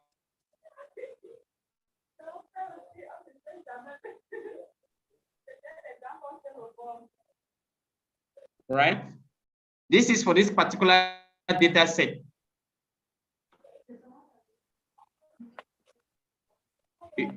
It's a procedure for you to separate. Now, all of this data set, if you see from here, has been aligned. We have 1 stands for machine 1, 2, up to 16, 3, 4. Is referring to the different categories of machines that we have. I think those online are not getting my screen.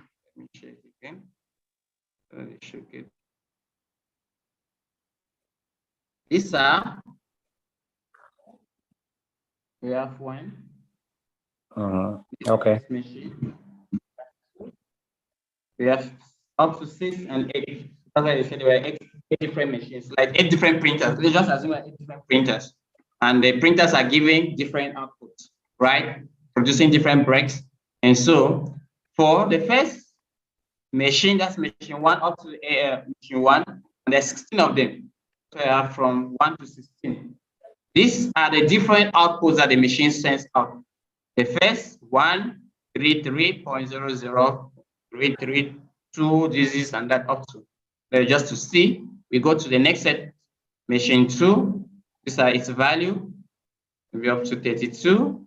The next one continue until we get to the rest. So while we are trying to, we come here, analyze, split, is because we want not to treat as a single machine, but as not analyze.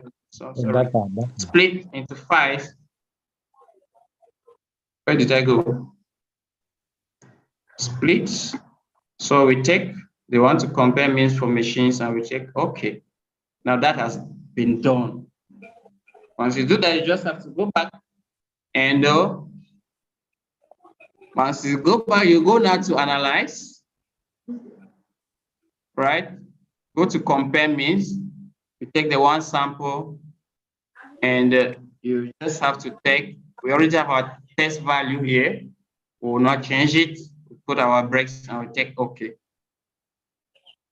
So the system already segmented the different machines. They're not treating as one now, right? So it's just take OK. You see that the output now will be different. It's different from what we saw before. This is the output now. But we are now getting, they are now comparing individual machines with the standard. For the first machine, we had 16 of them. That's why we're ending now with 16, not 128, right? The average was 322.99 with a standard deviation of 0.001 and a standard error. The same for 2, there is this and that. That's our descriptive result. If we look at the descriptive result only, it seems there's no significant difference. That's why you see the limitation of our descriptive results. I have 322 and 321.99. If I want to, it will still give me 3 points, right? It seems there is no difference, but that might not be very true. We have 322.01, 014. It's very close. They're not pointing to any significant variation. It's only when you are struggling to fit and you discover that though they look exactly the same, but there are some underlying differences. So let's verify now with our independent results, our sample outputs. So we look at the first machine. We see our t-value is degree of freedom, is probability, confidence interval, and we can draw the conclusion. So what do we see? From the first machine, what we notice is that its t-value is 0.553, already pointing that will not be significantly, there's no significant variation. Now, the negative sign there doesn't really play much role. It's just because the mean here is slightly below the mean of the standard. You get it? But it doesn't influence our value. For instance, the mean here was 29 point something. Come and check it. 3, 2, 1. And our value that we're comparing is 322. So that's why we have the negative sign. Negative sign doesn't really influence our result at this particular stage. It makes no meaning. It just says which one is higher. So if you go and reverse, you'll see that we have a positive sign. So our probability is 60%, far more above what? Far above 0.5. So there's no significant variation between what the first machine is giving and our expectation. Can we draw the same conclusion for the second machine? No. No. It means you've understood the principle. The third machine. Let's look at the third machine. Is it different or not? Yes. Is it different or not? It's significant. There's no major significance. There is no significant difference, right? Yeah. So it gives us almost the same thing. Do you get it? And so is the fourth machine. No, fourth machine. No, the fourth machine is different. Thrown away. Right? This is your recommendation. The first, if I don't want us to waste time here. The first is that the first machine should be kept, retained, because giving us something close to what we are expecting. The second machine, no. We have to throw away that what is producing is far different from what we are expecting. The third should be retained. The fourth should be thrown away. The fifth should be thrown somehow. Somehow, yeah. Right? Yes. It's above 0.5, so we should retain it. If we're testing at 10%, we will need to throw it away. Yeah. Then the 6 should be kept, right? The 7 should be thrown away. The 10, the 8 should be kept. Those are the conclusions that you, as an expert, is telling the company that they should do with respect to. So we are ready to keep about 4 printers, or maybe about 5 of the machines, and send back 3 to the producer. That is 2, 4, and the 7. 7. Clear? Fellow Cameroonians of bad faith.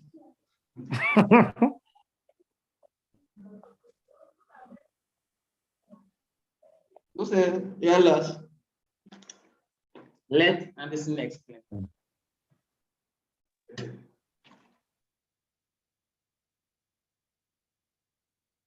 And do the explanation.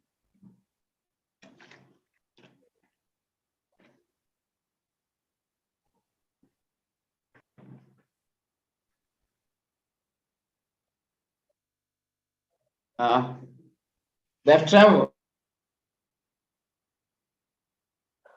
The 6, 7, and 8 machines, why should we keep them? Because they are below 0.5.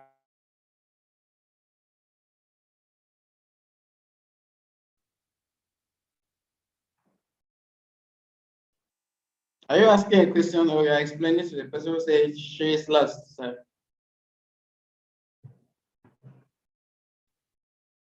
And listen, do it. Those online, they're trying to, instead of participating in class, they're eating. Excuse me, sir. I say I can't eat soya. I don't know where she has taken soya. I'm yours.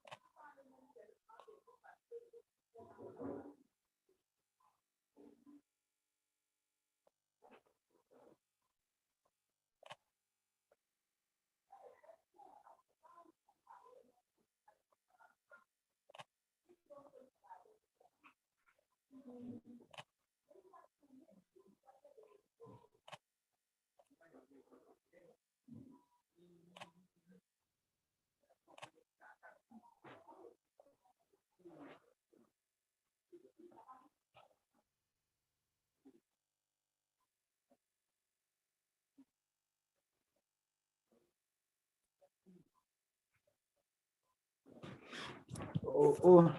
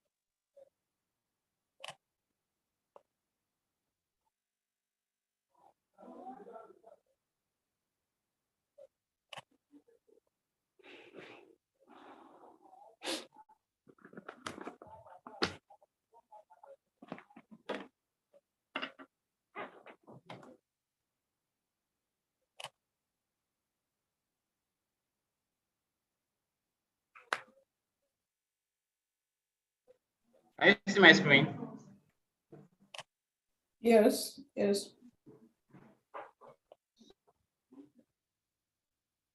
What we have stated, how do you now write up your results?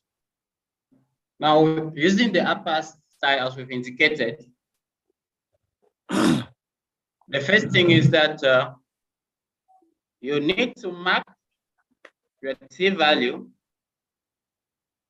You have the t-value, its degree of freedom, and its probability. This is what is important, right? And it's always good to state the particular test that you used when you are doing your analysis. It's always good to indicate the particular test that you've used. For instance, a one sample t-test was performed to compare, Okay. right? If there is significant difference between the produce from the different machines compared with the expected mean of, you give you a mean. The mean value for the machine one was the standard deviation of, right? Deviation. Whether it was significantly lower or higher, or this is the same, or just different, right? And the population mean T and this. So let's take example 1. So in that case,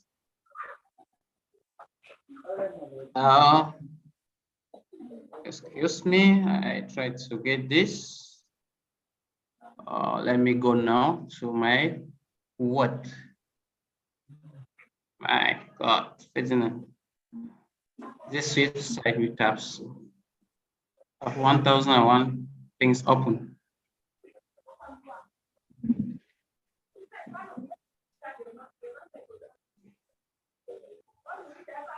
Okay.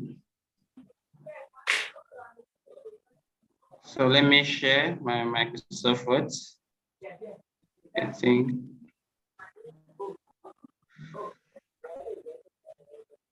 Let me just use star.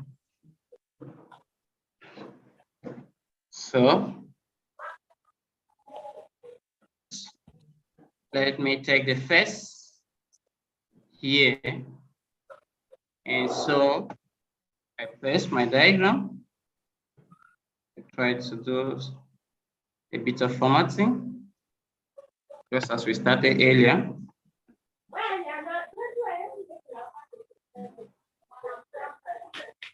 So you need to format your table. We've seen that. And a possible interpretation should be that can use the one sample or one. I don't know if you choose to use A, one sample, C test. Please, do you get my screen? Yes, sir. Oh, what's wrong with these people? In.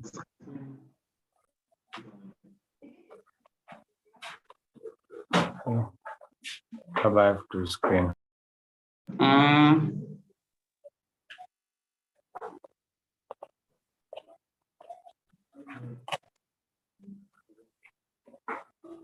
Are we okay now? You still get it, please, for those online. Yes, sir, we have it. Okay. I have my data here. I have my output, right? So let's look at the guide. The guide says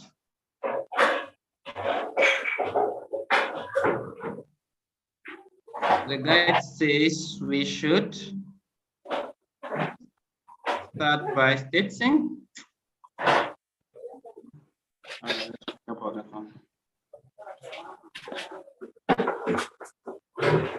a one sample t-test was performed, right, to compare. So a one sample t-test was performed to compare. What are we comparing? Nobody's talking.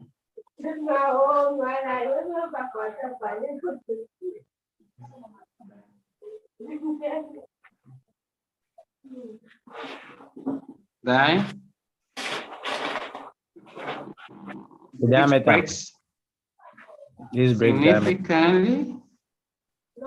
This breaks from 8 different 8 different machines.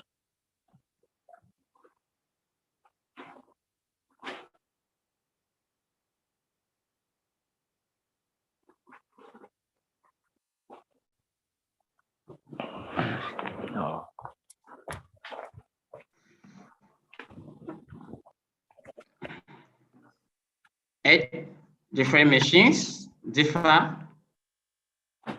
One sample details to compare the breaks from a different machines differ significantly from the standard of 3 to 2, right? Results found that there is significant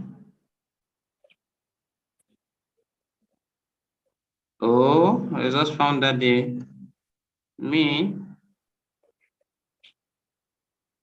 from the machines significantly higher, right, than the expected standard. As an example, we bring our T is 127, that's a degree of freedom with a T 2.101, P equal to 0.038. Just say something of this nature. Yes. Indicating that was significantly higher. That's a key thing that I want to pass up, right? Now you can go, when you go to a discussion, you can be saying what this means. When you go and separate different machines, now we can indicate which ones are significantly different, which ones are, but this is the overall difference, which is a key point of interest. Always talk about the tests that you have used, and you talk about if we have a standard, the standard we are comparing, you say whether the difference is significant or not significant, and make sure you present your T is probability and the others. Okay.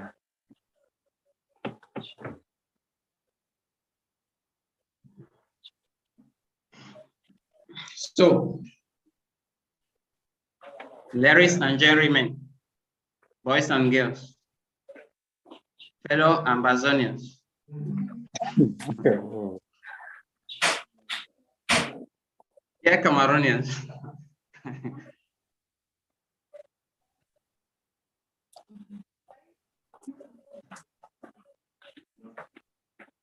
Normally, you should do for each of the machines, we are doing a general comparison to say, but here, this is overall. This is our first, this is the table I'm explaining. Yeah. Yes. So we can do now for the other. It depends on your objective. If you have just one machine, you will not go and break down. If you have different, so you can do that. Depends on what you are trying to establish. What is of importance here is the key things that are highlighted. Now, normally we needed to establish and bring in the mean. What is the mean and the mean difference? As stated. So I've not talked about the mean and the mean difference, but you need to put it. Always try to bring in the mean and the standard deviation. And when you become an advanced or a professional, you'll bring in the descriptive, the general descriptive, right? And no, apart from that, we talk about the mean, which is start to cover the descriptive. You need to say whether you tested. You need to talk about your normality test. You tested for normality, it was not normal, it was not normal, they were significant. If what did you delete them or maintain? So that is now for somebody who wants to be more advanced in and detailed in the presentation. You must say you tested for normality and data was normally distributed. If it wasn't, what did you do? It's important, right? Yes. If you transform it, the two or so. But that's the key things to take note of. Any question? Cameroonians of good faith. Are we angry? So, if there's no question, I don't know what Anderson is doing online. So please, can we have this document? This is your word. If there's no question, I think we can end our class Yes, here can we get your document? today. But then, assignment. We're supposed to give assignment by tomorrow, but I want to give another one today, right? Now go back to the tiny data sets.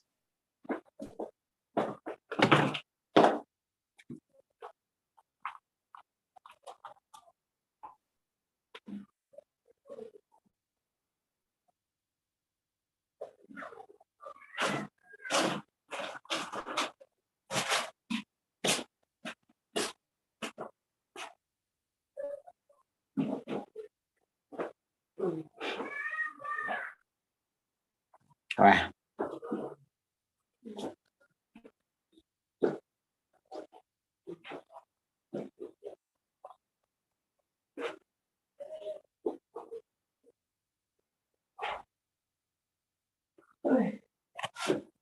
So that's it. I think we should end it here. Means I will not give you guys assignment and revise what we have done for today.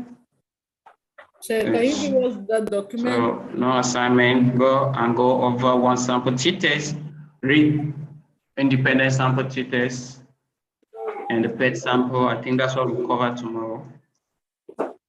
And from there, that should be all for today.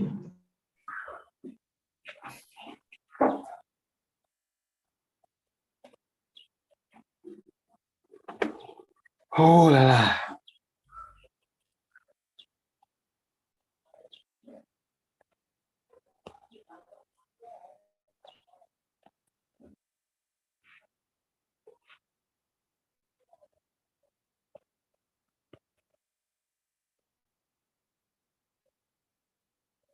Okay.